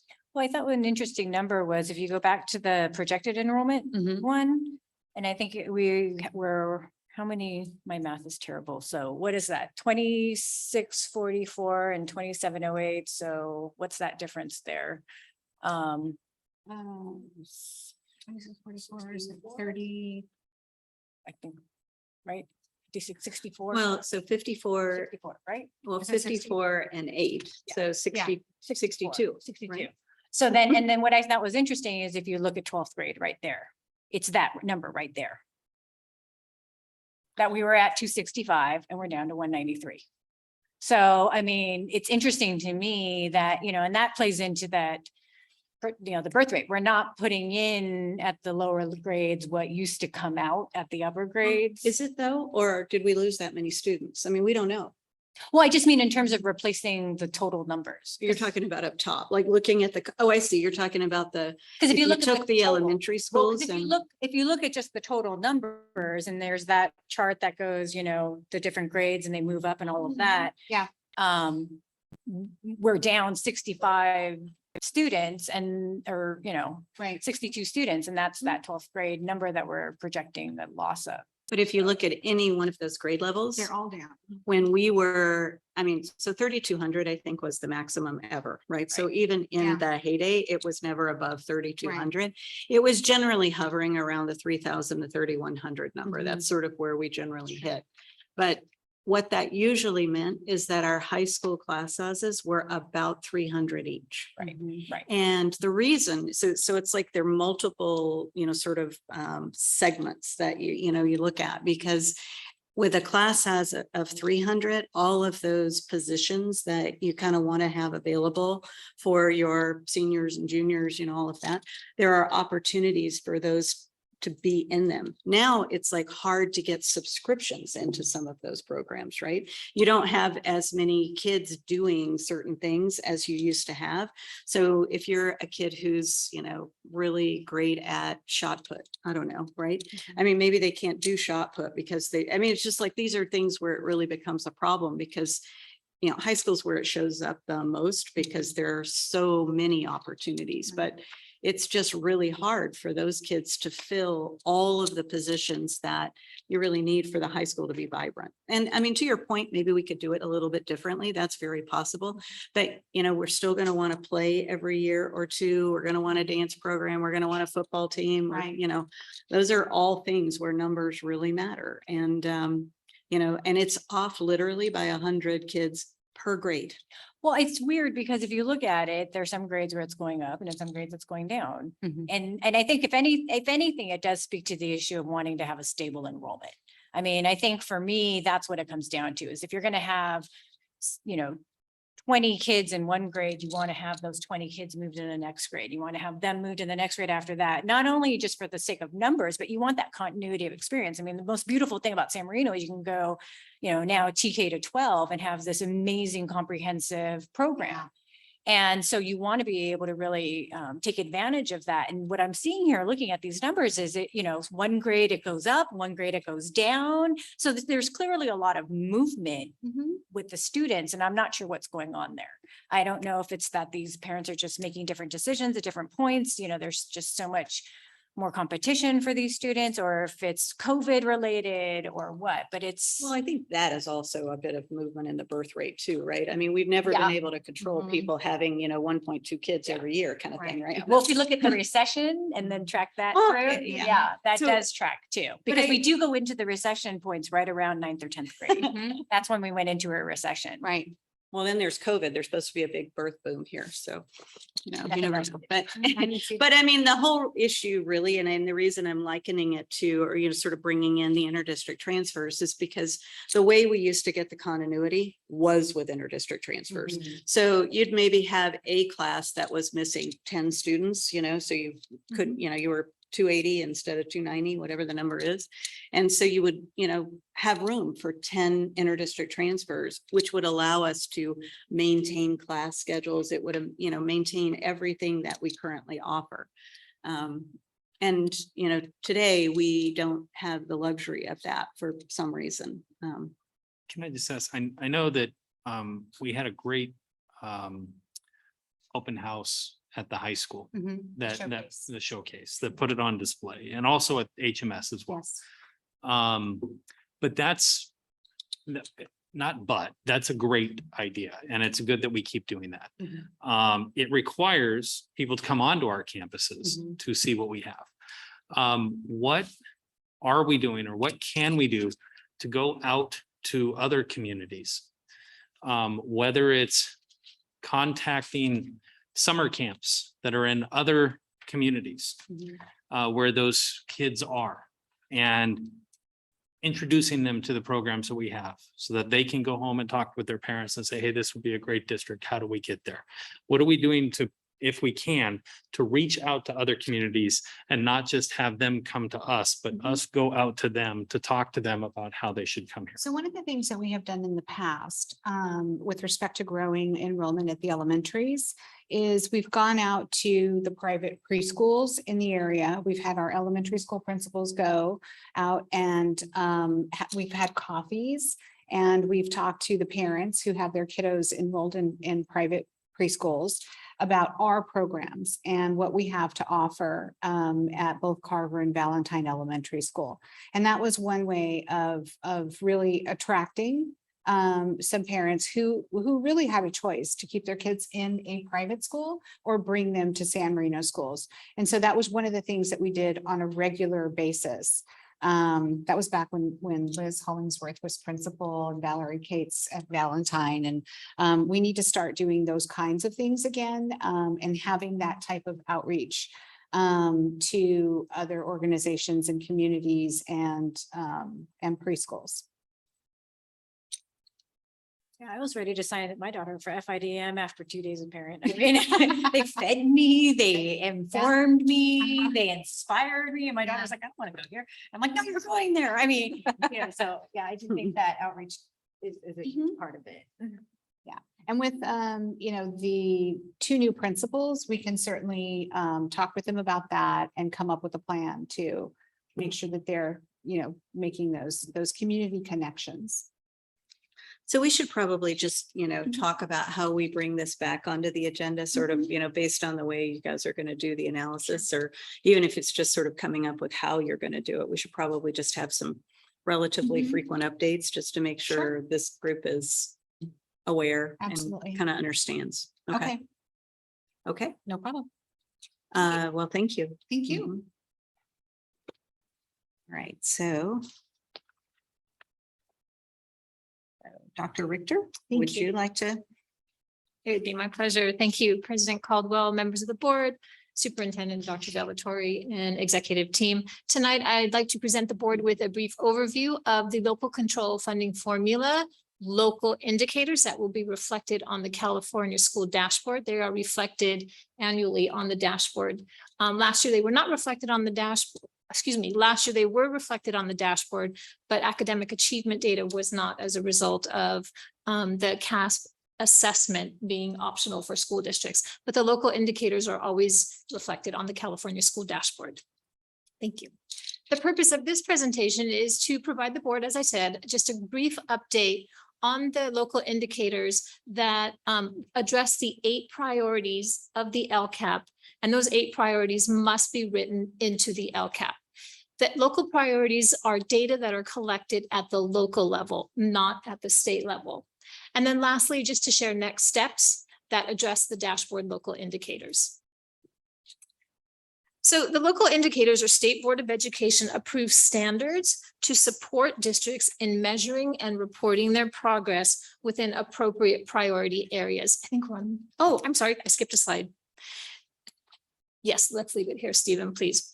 Districts can determine whether they have met the standards for the dashboard local indicators based on 3 things. Whether it measures its progress using the locally available data, when they report the results to the local governing board at a regularly scheduled public meeting like tonight. And lastly, when districts upload and publicly report their results through the California School Dashboard. Thank you. This slide does illustrate the 8 state priorities and their related indicators that are required to be in the district's LCAP. Local indicators, again, are indicators where data is collected at the local level. The local indicators are highlighted on this slide in blue font. Priority 1, basic conditions. And priority 1 really addresses our Williams compliance, which is appropriately assigned teachers, access to standards aligned curriculum, and safe and clean facilities. Priority 2 is the implementation of state academic standards. Priority 3, parent engagement. Priority 6, school climate. And lastly, priority 7, access to broad courses of study. So for priority 1, basic conditions, districts are asked to annually measure their progress in meeting the Williams settlement requirements at 100% of all their schools. So data collected for priority 1 demonstrated that all teachers for San Marino Unified were appropriately credentialed and appropriately assigned. All students had access to standards aligned instructional materials, and our facilities were not only in good repair, but for 2021, they were reported as being in exemplary status. As a result, this indicator is being marked as met.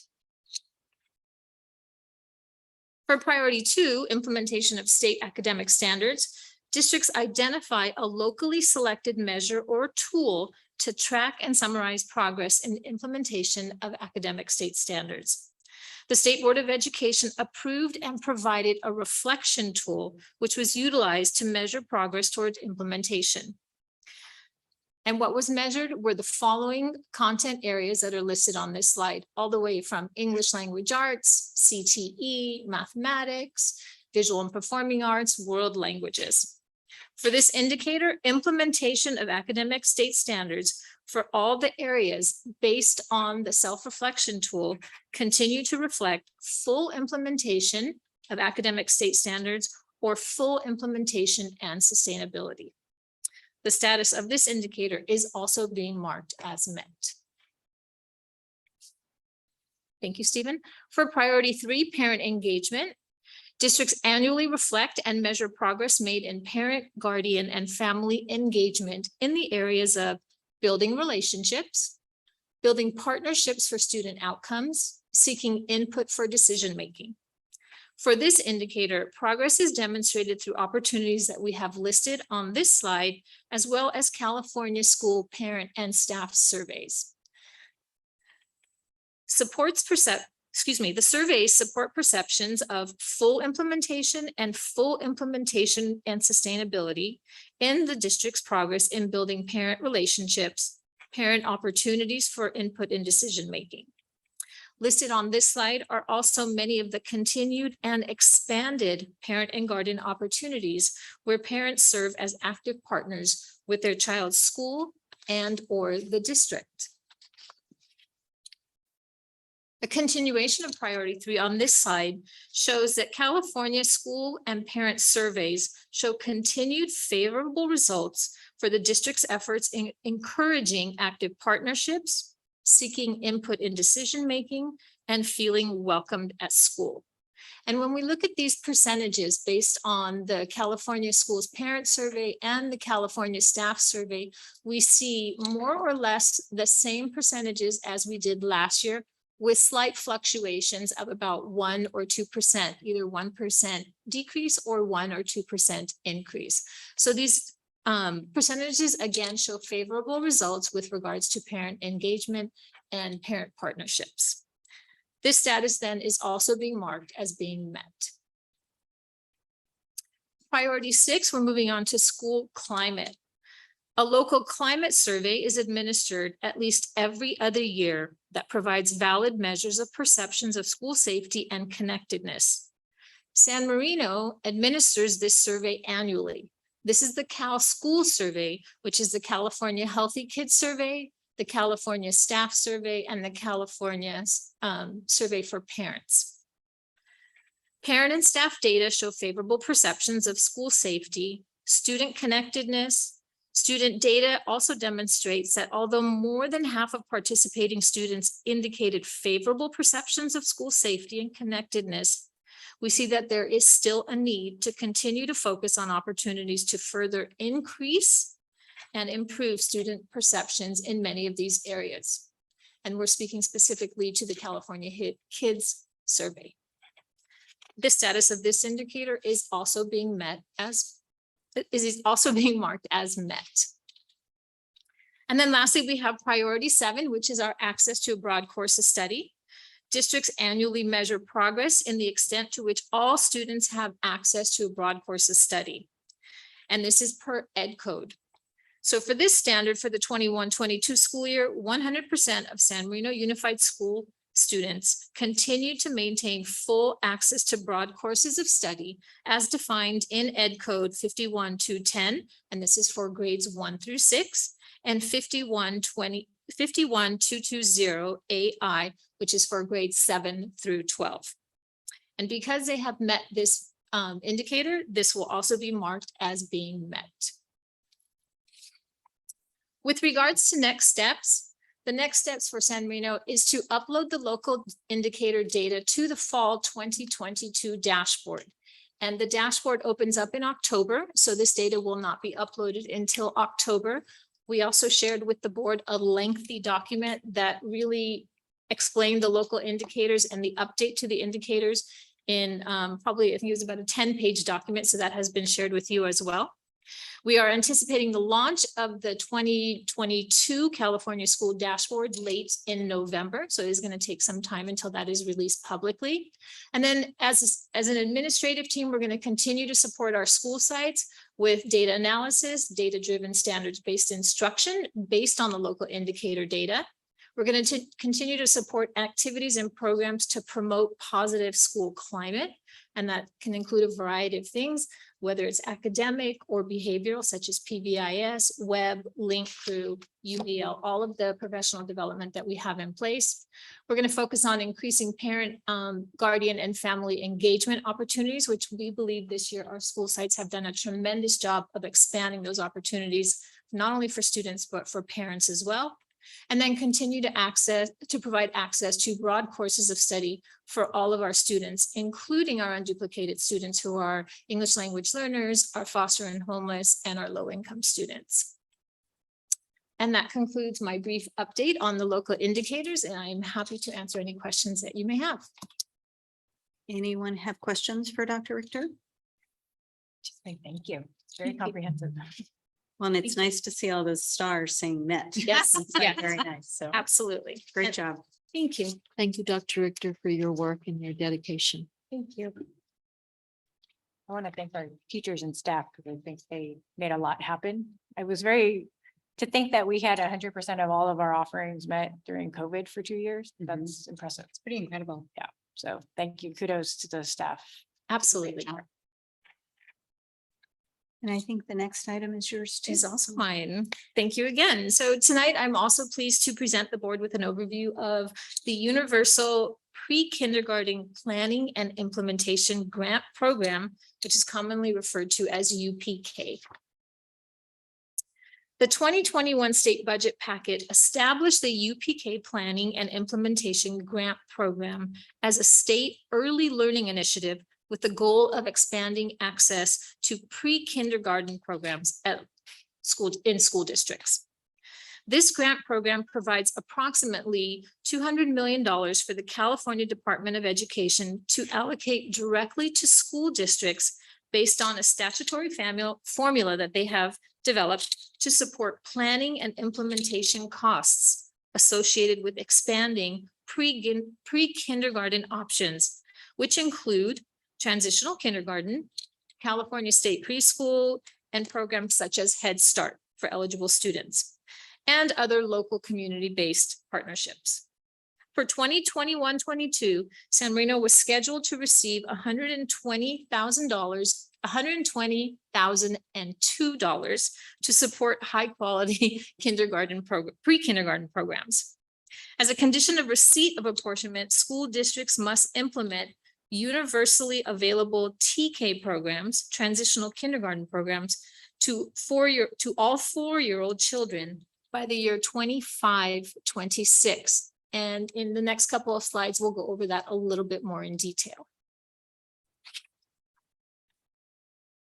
So grant funds from this universal TK implementation grant can be used for costs that are associated with creating or expanding any of the pre-kindergarten programs, such as transitional kindergarten, or establish and strengthen partnerships with other providers of pre-kindergarten programs.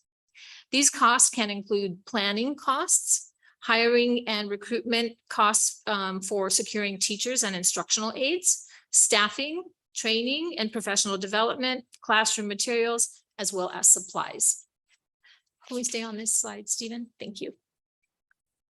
So universal pre-K encompasses programs that include transitional kindergarten, state preschool, Head Start, private childcare, community-based partnerships, and before and after school programs to support access to full day learning to provide students with early access to learning communities.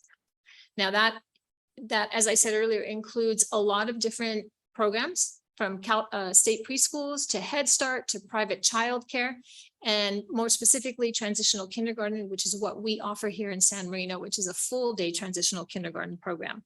So what is the definition full day? How many hours? I'm sorry? How many hours as a full day? We offer a 6-day transitional kindergarten program. Some schools have a half-day transitional kindergarten program. San Marino offers a full day transitional So kindergarten. how many program. hours each day? Full 6 day? hours, 6 hours per day. And that's the same for kindergarten as well. TK and kindergarten maintain the same hours of instruction.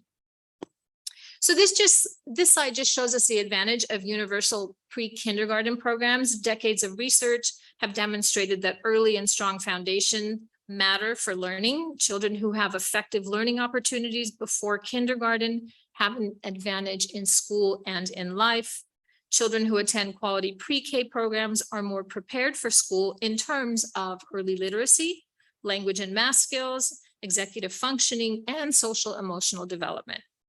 So California is poised to prepare for implementation of universal pre-K programs for all 4-year-old children through the Budget Act of 2021, as well as the expansion of California state preschool programs. TK eligibility. Now here's where we're going to talk about how the requirement per the Budget Act and Ed Code states that all children who are 4 years old before September 1st by the year 25-26 may be eligible for kindergarten. Transitional kindergarten. So as mentioned in the previous slide, pursuant to Ed Code and Assembly Bill 167, starting in the 22-23 school year, TK eligibility expands from 3 to 5 months for birthdays between September 2nd and February 2nd. Each year, the window for eligibility widens by more than 2 months. By the year 25-26, all 4-year-olds can attend TK programs. And this little table that I have here indicates how that window expands by each year. So in 22-23, a child who will have their 5th birthday between September 2nd and February 2nd shall be admitted to a TK program for that year. For 23-24, that window widens to go from September 2nd to April 2nd. In the subsequent year, from September 2nd to June 2nd, and then in the final year, 25-26 and on, moving forward, a student who has their 4th birthday by September 1st shall be eligible for transitional kindergarten. So based on this annual eligibility expansion, school districts may anticipate increasing, which is good news for us, increasing TK enrollment numbers through 25-26 and on. Again, the intent and the purpose of the universal pre-K funds and the grant is to support planning, implementation, and the costs of implementing and expanding our pre-kindergarten programs. In addition, as part of the 21-22 state budget and Assembly Bill 130 was the Expanded Learning Opportunities Program, not to be confused with the Expanded Learning Opportunities Grant. This program is intended for school districts to offer all unduplicated students in classroom-based instructional programs access to comprehensive after-school and intersessional expanded learning opportunities as described in Ed Code. And again, let me define unduplicated pupils.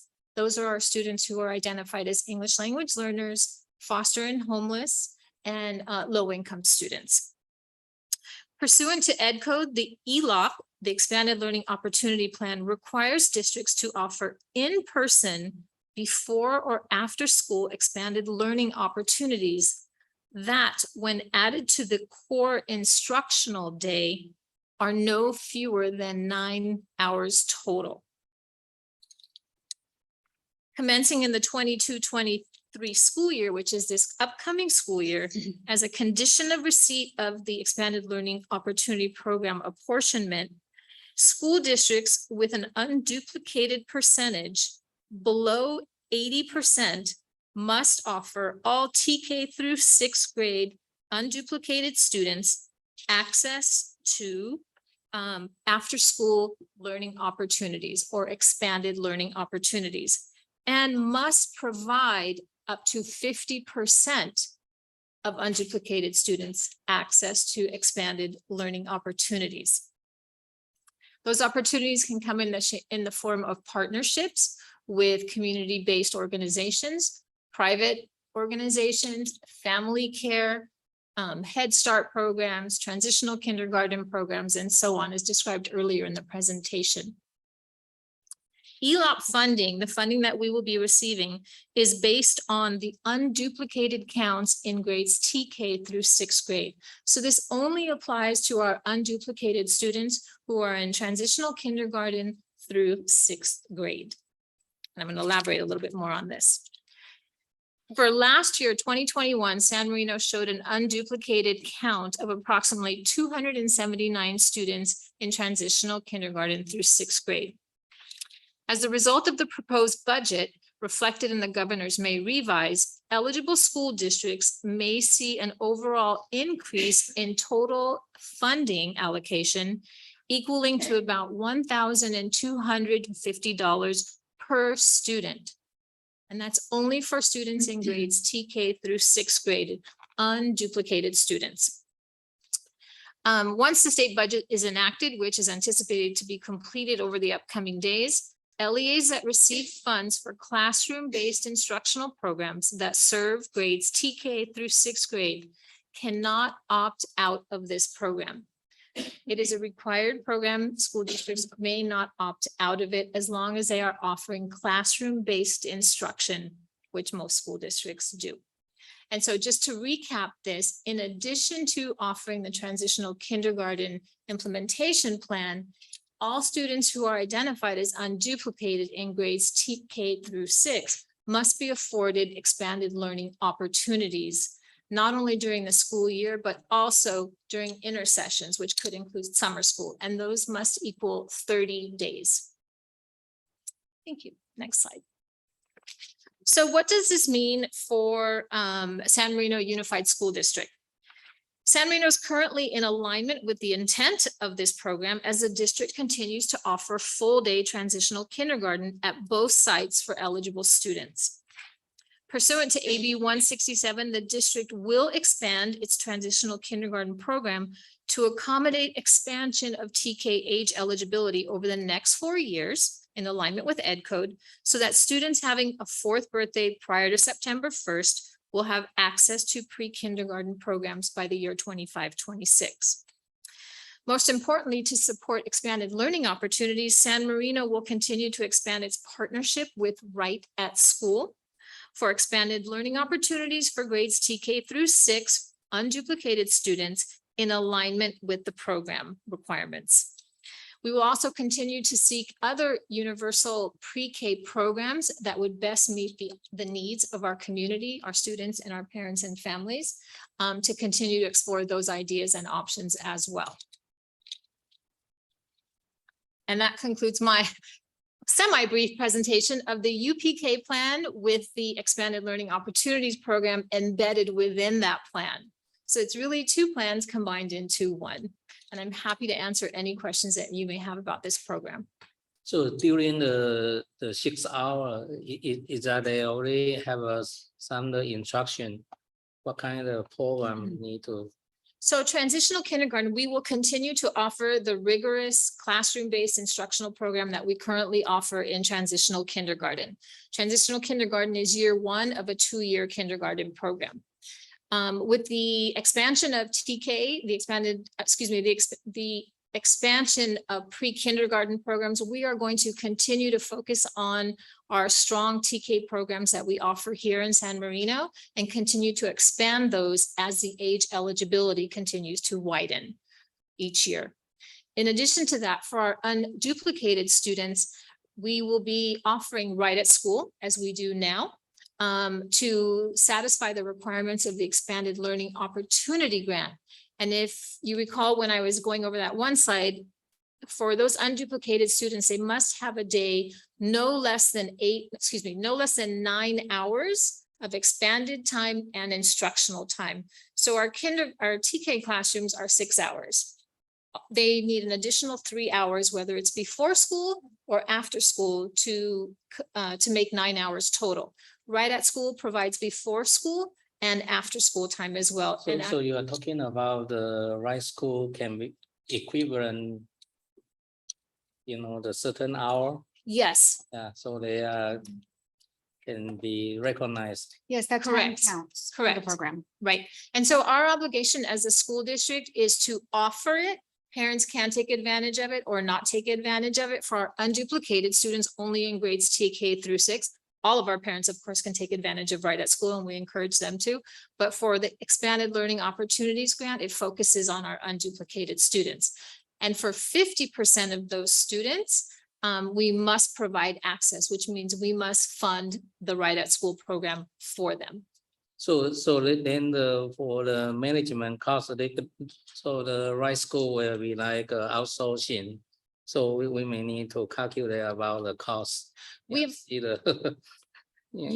how much per child, we need to.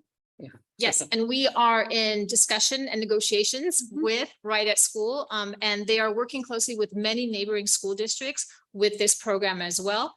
And they understand the need that school districts have for after-school programs such as Right at School to satisfy the requirements of this grant.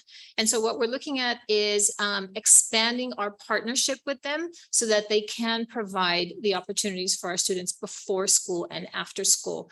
And right now, I believe we have a little less than 200 students district-wide, not just unduplicated, taking advantage of Right at School. When we're looking at TK through 6, I believe we have about 279 students unduplicated between Valentine, Carver, and 6th grade at Huntington Middle School. So do we need to increase the classroom? Well, it would depend. What we as a district intend to do is send out a survey to see how many of our parents would actually be interested in the expanded learning after school and before school. And based on that, we will be communicating it Right at School to see what needs they may have, depending on the number of parents who are interested. Is there an opportunity to utilize some of those after-school services to meet the demands that parents have for very specific programs like robotics and orchestra and music and language? I mean, it seems like if that's something parents are willing to take their kids over to some other place for, are we really digging into what those programs might be for our parents so that they can get it here? Yes, and so some of the things that we can use, some of these ELOP, we call them ELOP funds, Expanded Learning Opportunity Plan funds, is to provide extracurricular programs like a language program or a robotics program, a Spanish class, sign language class, an art class, or whatever it may be. And what's the timeline on that for implementing those kinds of? There is no timeline for the extracurricular activities. This commences in the upcoming school year, 22-23. So I had a question. I believe, correct me if I'm wrong, there were some student teacher ratios For TK or Yes. for expanded learning? For either. I think there was some ratios that had me a little bit concerned because they were a little bit lower than what we have. Yes, so for transitional kindergarten, starting in 22-23, the ratio will be 12-1. So if you have a classroom of 24 students, it would be 2-24. And it would be 2 adults, and one of those adults can be an educational assistant. And so we're working closely with HR and now Dr. Rose, who's coming in to make sure that we are also meeting that requirement. And is our funding sufficient, or reallocated sufficient funding to be able to pay for those two to? Yes. Yes, we are. Because the state doesn't always give us the money to do what they tell us to do. We would like more, but yes, absolutely. So that's kind of a good deal. I mean, if you can take your kid out of a private pre-K and now put them in TK for free, essentially.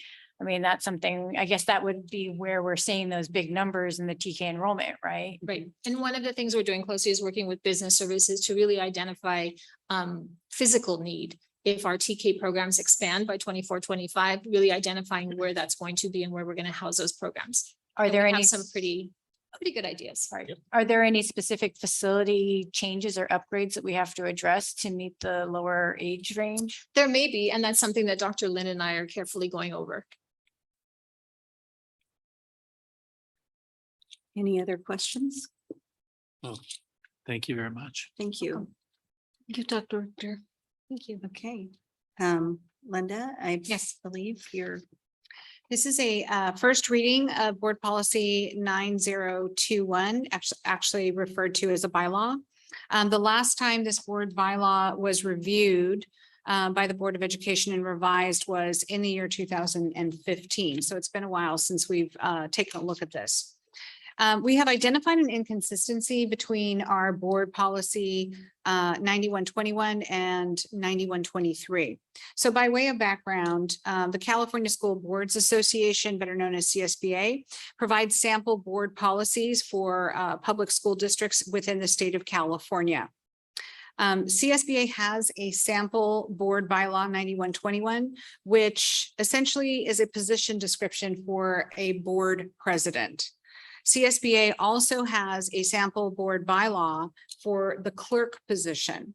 However, there is no board bylaw for a vice president position. So CSBA does not offer a sample board bylaw for a vice president position. However, they do mention in the sample board bylaw 9121 the vice president position.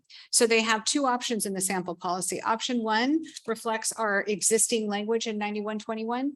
You see, we have stricken the existing language and we have replaced it with option two in the CSBA sample board bylaw 9121, and that is verbatim copied from the sample policy, which reads, when the president resigns or is absent, the vice president shall perform the president's duties.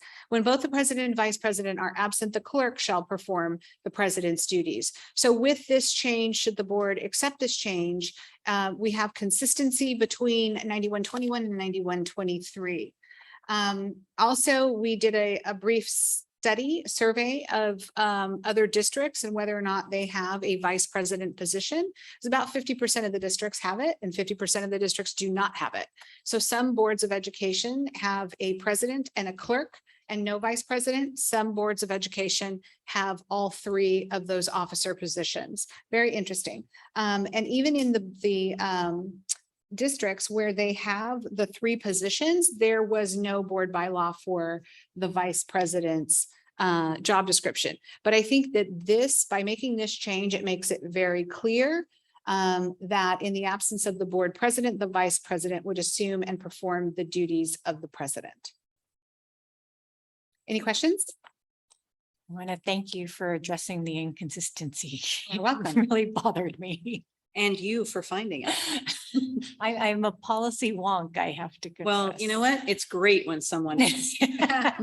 So we'll- this is just informational. Does it then come back We have later to to do be a voted first on? and second reading, yes. And so this is an information only first reading. We'll bring it back to the next board meeting to have the board vote on it. Can I make a suggestion? Yeah. Sure. Just borrow the cable. Borrow the gavel? Yeah. So, yeah. So in case,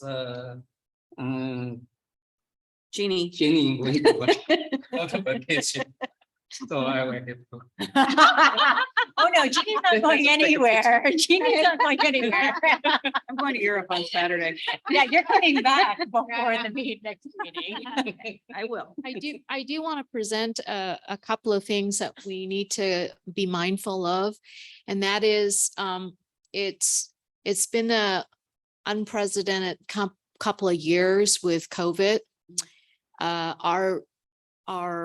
My esteemed colleagues and I did not anticipate having to replace 3 board members. There needs to be a consistent process and smooth transition. We need to also weigh experience and the how long somebody has been in the seat, whether they're a returning board member or they're appointed member or they're an elected member. We also want to think about the fact that we don't want a kind of monopoly. One of the things that kind of struck me was that this year when President Jack left, that I too thought in the policy that it would be the vice president. But I understand why there was not going to be that if the vice president was in line for next year. So then that particular position would have a year and 2/3 in terms of being president. And there was reasons when we put certain board policies in place. So when, say, for instance, when I stepped off as president, I don't jump over and become clerk, which could mean that I could be in the president's seat again. So there are some protocols and procedures that are in place to make sure that we check and balance the power and the authority and the experience, because when we rush into things and we just kind of push down or push in policies without having opportunity to look at it. That's why initially I was opposed to just randomly selecting just one board policy just to do it, so that I don't know, I don't want the perception that somebody's being overlooked, but there was a reason why if 4 members are stepping off and someone is left to be president next year, that we didn't push it so that there was opportunity to understand the process of leadership. And that's why I wanted to make sure that we thought about that. Yeah, actually, to me also is a good experience. Yeah, because before I only know the clerk duty, just remind the president in the meeting. But I did not know I have the temporary to step in. Yeah. So let's take a picture. Well, and I think it's important. I appreciate Mrs. Ryan saying that, because I think it's important to recognize that this is not saying in the absence of the president that the vice president becomes the president. It is more of a procedural issue because the board has to act collectively if there's going to be any actual changes to anything. So it's more, I mean, this is very unique circumstances that hopefully will not ever be repeated. But if that comes up, and so I do think it's important that to remember, regardless of all of this, what we're not looking at are the other board bylaws, which speak to the board functioning as one collective unit, and that it's not about the president, as Ms. Ryan said, it's not about the president having a monopoly on anything, but it's really about the roles delineated for effective governance. And the other bylaws, they speak to that the board functions as one unit and everyone shares that together. So, yeah. Okay. Thank you. Thank you. Okay. So, Dr. Richter, I believe we're back to you for approval of the 2023 Local Control Accountability Plan. Yes, thank you, President Caldwell. Members of the board, Superintendent Dr. Delatorre, and Cabinet. Pursuant to Ed Code Section 52062, the district's proposed 2022-23 LCAP was presented to the Board of Education during a public hearing at the June 14th Board of Education meeting for review and discussion. Since its presentation, no changes have been made to the plan with the exception of minor budgetary updates reflecting current actual expenditures for various actions. As required by statute, the proposed LCAP requires approval at this meeting and is therefore being presented as an action item with the recommendation that the board take action to approve the LCAP as proposed. Okay, do we have a recommendation? Do we have a motion to approve? So moved. Thank you, Shelley. Do we have a second? Second. Thank you, Joseph. Any questions, comments? Okay, let's take a vote. Mike, would you like to go first? Aye. Joseph? Aye. Jane? Aye. Shelley? Aye. I'm an aye as well. Motion carries. Okay, job. Dr. Lynn, approval of the 2023 SMUSD budget action item. Good evening, and thank you, President Caldwell, members of the Board of Education, Superintendent Dr. Delatorre, and executive team. Agenda 12B is an action item to adopt the 22-23 district budget, which is due to the county by July 1st. The informational presentation of the budget was made at the last regular board meeting on June 14th. There are no changes as the Budget Act has yet to be enacted into law. At this time, it is the recommendation that our school district meets the July 1st deadline by adopting the SMUSD budget as was presented in our last regular board meeting. Thank you. So I may be looking at an older version, but I'm noticing that I have 14B here and 12B here. Is that what did the numbering change It somewhere? should be 12B. Okay. Yes. Okay.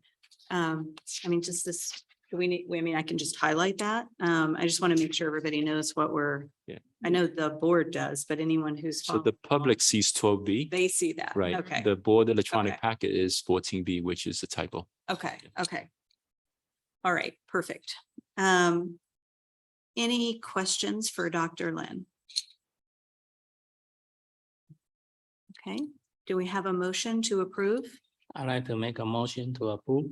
Thank you, Joseph. Any second? Second? Thank you, Jane. Any discussion one last time? Okay. Mike, would you like to go first? Aye. Joseph? Aye. Jane? Aye. Shelley? Aye. I'm an aye as well. Thank you. Passes. And then 12C, certification of the district's reserves for economic uncertainties disclosure report. Dr. Lynn? Thank you, President Caldwell. Per Educational Code 42-127, we're presenting to the Board of Education information about SMUSD's Reserve for Economic Uncertainties, or REU. The combined assigned and unassigned ending fund balances that are in excess of the minimum recommended reserve for economic certainties, and a statement of reasons that substantiates the need for an assigned and unassigned ending fund balance that is in excess of the minimum recommended reserve for economic uncertainties. The minimum REU of $1.3 million accounts for our 2% reserve. For budget year 22-23, the amount exceeding our minimum reserve is just under $476,000. At this, of this amount, $108,000 is assigned for revolving fund and warehouse inventory. About $30,000 is assigned for health and welfare increases, and over $300,000 is assigned for carryover. It is therefore recommended that the Board of Education certify the district's reserves for economic uncertainties disclosure report, so it may be submitted to the county along with the adopted budget by July 1st. Thank you. Any questions, comments from anyone? Yeah, I would just again point out that this 3% is mandated. We don't really have a choice. It's 3% of the number. So Do you it need a is what it motion? is. I'd like a motion. Thank you. Okay. So moved. Thank you. Do we have a second? Second. Thank you, Jane. Any other comments, questions last time? Okay, Mike, would you like to go first? Aye. Joseph? Aye. Jane? Aye. Shelley? Aye. Aye. Motion passes. So our next item, 12D, is approval of an employee agreement for the superintendent. Again, we apologize for coming in late. We didn't accomplish quite as much as we wanted to in closed sessions. So Jennifer has been working to resolve the action here. So again, as I'd indicated, we did in closed session appoint Linda as superintendent. The vote was 4-1, and as part of our obligation, we do need to indicate who voted what. And so with that, I'm going to take a roll call for that vote. Mr.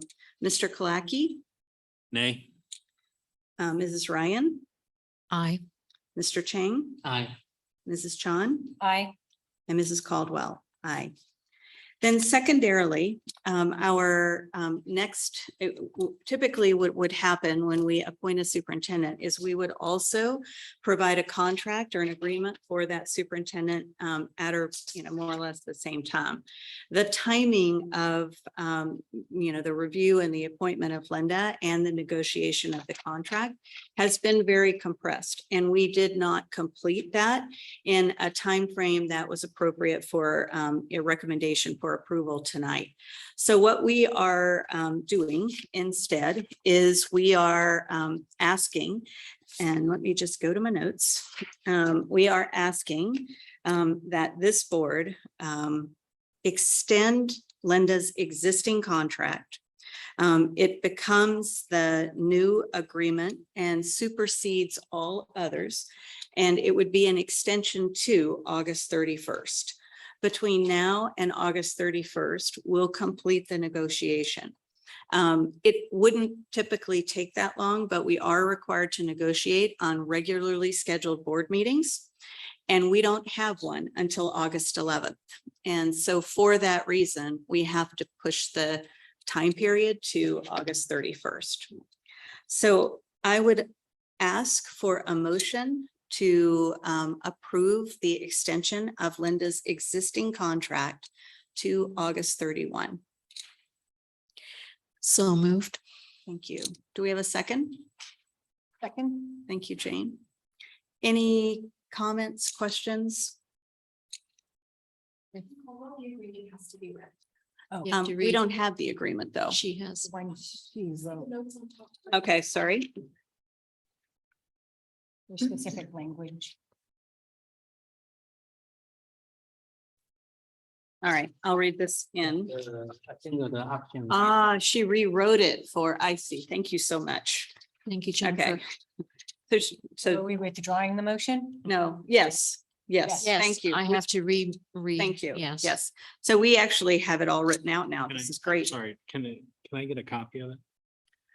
Do She's we gonna have read it. copies? It's just easier for me to read than to hear. Or if I you know. want to email? It's going to be in the minutes. Whatever, either one works. If I could just read it, that would be great. Just brief moment. And, Are we reading for collect the public comment again or what? oh, no, we don't. I'm just reading. So she rewrote this to be consistent with our extension instead of the actual agreement, which is not what I realized when Jennifer brought it to me. So we're just going to read this into the record so it's very clear what we're extending.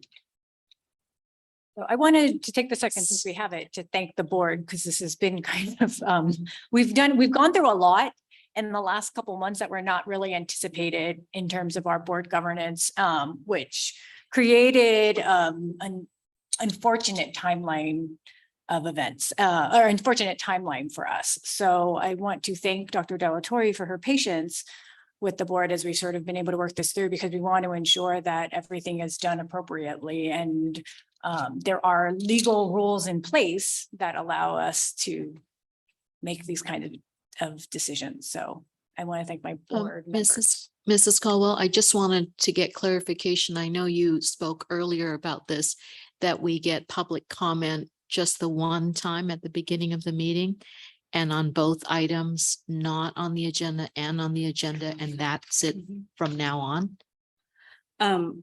It It manifested slightly differently than what I'd understood. Oh, okay. but the I just want to goal make sure. was to make sure that we didn't have to stop and reread the opportunities at each item.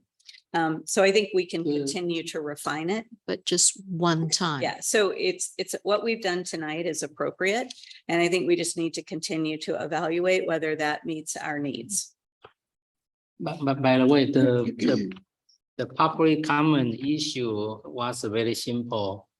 But then the previous, the board, one of the board member think we never want to ignore the audience. So, and then after COVID-19 became, there's a Zoom meeting, and then later became a Zoom and an in-person meeting. So I want to make sure, the community, never have the dispute or argument said we are not enough to hear, and then doesn't give us enough the opportunity to submit our, the public comment. So that's the reason. This the current one is like probably the third version. Yeah, it's even since the COVID-19 is changing, so became a kind of complicated. But you see, actually, still very organized, trying to, each agenda, like some information only, some action agenda. So each one we want to make sure, we collect the public comment, through the email before the 3 p.m. and then the during the meeting, and someone they call, they can submit the public comment through the Zoom, and then we have the audience in person, so we can collect the public comment. I'm just after the clerk. Yeah, right now I'm just want to say what's going on. Yeah, but we can condense. See the more the efficient. Yeah. So we still want everyone to have an opportunity to speak. That goal has not changed. We just want to do it a little more efficiently. So I just, so I'm going to read what we agreed to, and it's a little bit different for us. Typically, we receive these things way before we have an opportunity to review them and go back. And so Jane just pointed out to me that the first sentence is not correct. So I'm going to read what we are voting on. And I'll strike what isn't part of today, and we'll get it corrected. And I'll sign the final one. Is that okay? Or I assume whatever signing needs to happen. Okay. So as previously announced, the board voted in closed session to appoint Dr. Delatorre as superintendent. So this section of this document that I'm striking actually talks about terms associated with the contract, and we didn't agree to the contract yet. We don't have a solution to the contract, so I'm leaving out. I'm deleting the sentence there from to the end of 2 years, that portion. So that is deleted from what I'm reading, and then picking back up. Pending negotiations for a new employment agreement, the board is now considering the recommended approval of an amendment that extends Dr. Delatorre's employment agreement dated October 26, 2021, at least through August 31st of 2022. Government Code Section 54-953 requires the board, prior to taking final action, to provide an oral summary of recommendation for approval on the salaries, salary schedules, or compensation paid in the form of fringe benefits of a local agency executive during the open meeting in which the final action is to be taken. Therefore, I am providing an oral summary of the recommendation being considered by the board this evening, which is to direct me as board president to enter into an amendment with Dr. Delatorre that extends her existing employment agreement, which includes the following terms. The term of the agreement is extended at least through August 31st, 2022. The superintendent's annual salary will remain at $245,000 to be paid in 12 monthly installments. The superintendent's work year is 225 days.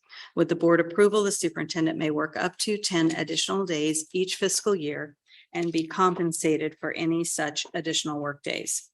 The superintendent will be provided with sick leave and may participate in district-provided health and welfare benefits to the same extent available to other district administrators. The superintendent will also continue to be provided with a monthly car allowance of $500 in lieu of mileage reimbursement for travel within Los Angeles County. The district agrees to pay membership to ACSA, the San Marino Rotary Club, and the City Club of San Marino on behalf of the superintendent. The district also agrees to provide the superintendent with a tablet and/or laptop computer for her use while serving as superintendent, as well as a monthly stipend of $100 for her cellular phone for business use. The agreement includes an early termination without cause provision. Under that provision, if the agreement is terminated unilaterally by the board without cause prior to the expiration of the agreement, the district agrees to pay the remaining unpaid salary for the term of the agreement not to exceed 12 months. All other terms and conditions. 26, thank you. All other terms and conditions set forth in the October 26, 2021 agreement will remain in effect unless and until a new agreement is approved by this board. Is there a motion? Just wanted to ask, didn't the agreement go back to July 1st? The agreement goes back, but the employment agreement that we signed was dated October 26th, but it was retroactive to July 1st. Do we need to make? Yeah, notice I of it? think the agreement, even may approve and assign August, but you back to the July 1st. Well, Wait, so, are we talking 2021?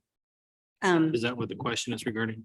so I think the question is really around the reference to the October 26, 2021 date. Is that right, Shelley? Is that what you're asking? Mhm.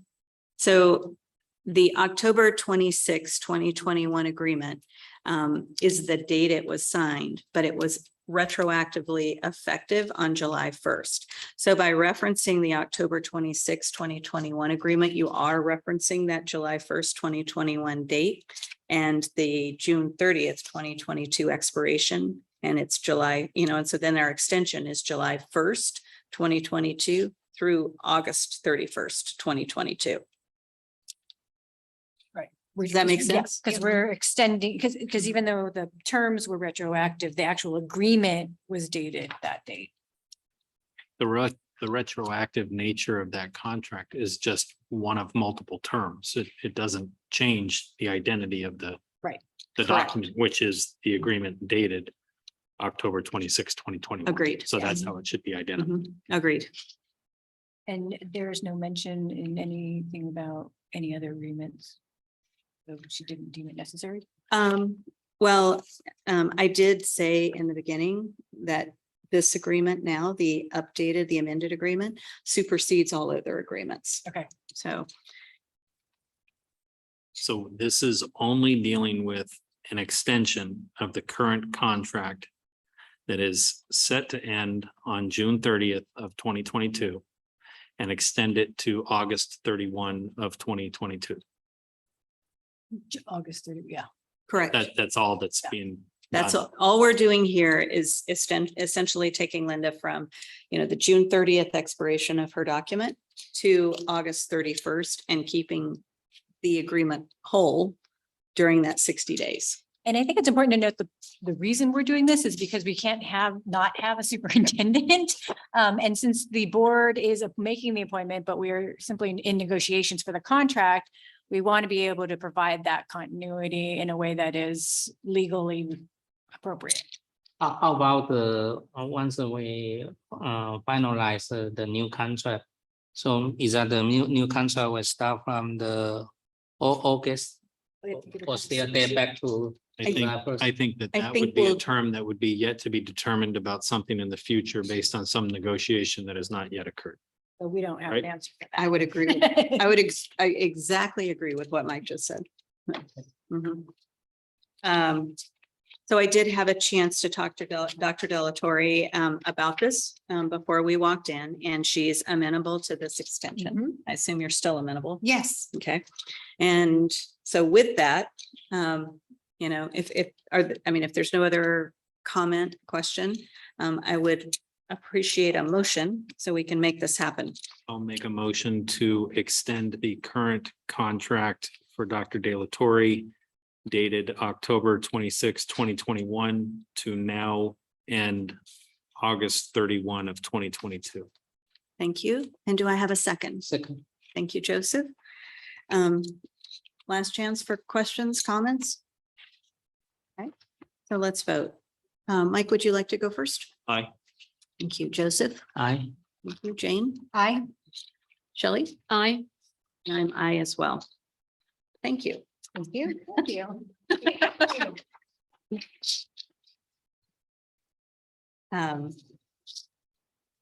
So are there any board superintendent discussion items? None for me. I have none. No, no I one. think just carefully to utilize. Hopefully we won't need to use your gift, Joseph. All right, so adjourned. Okay.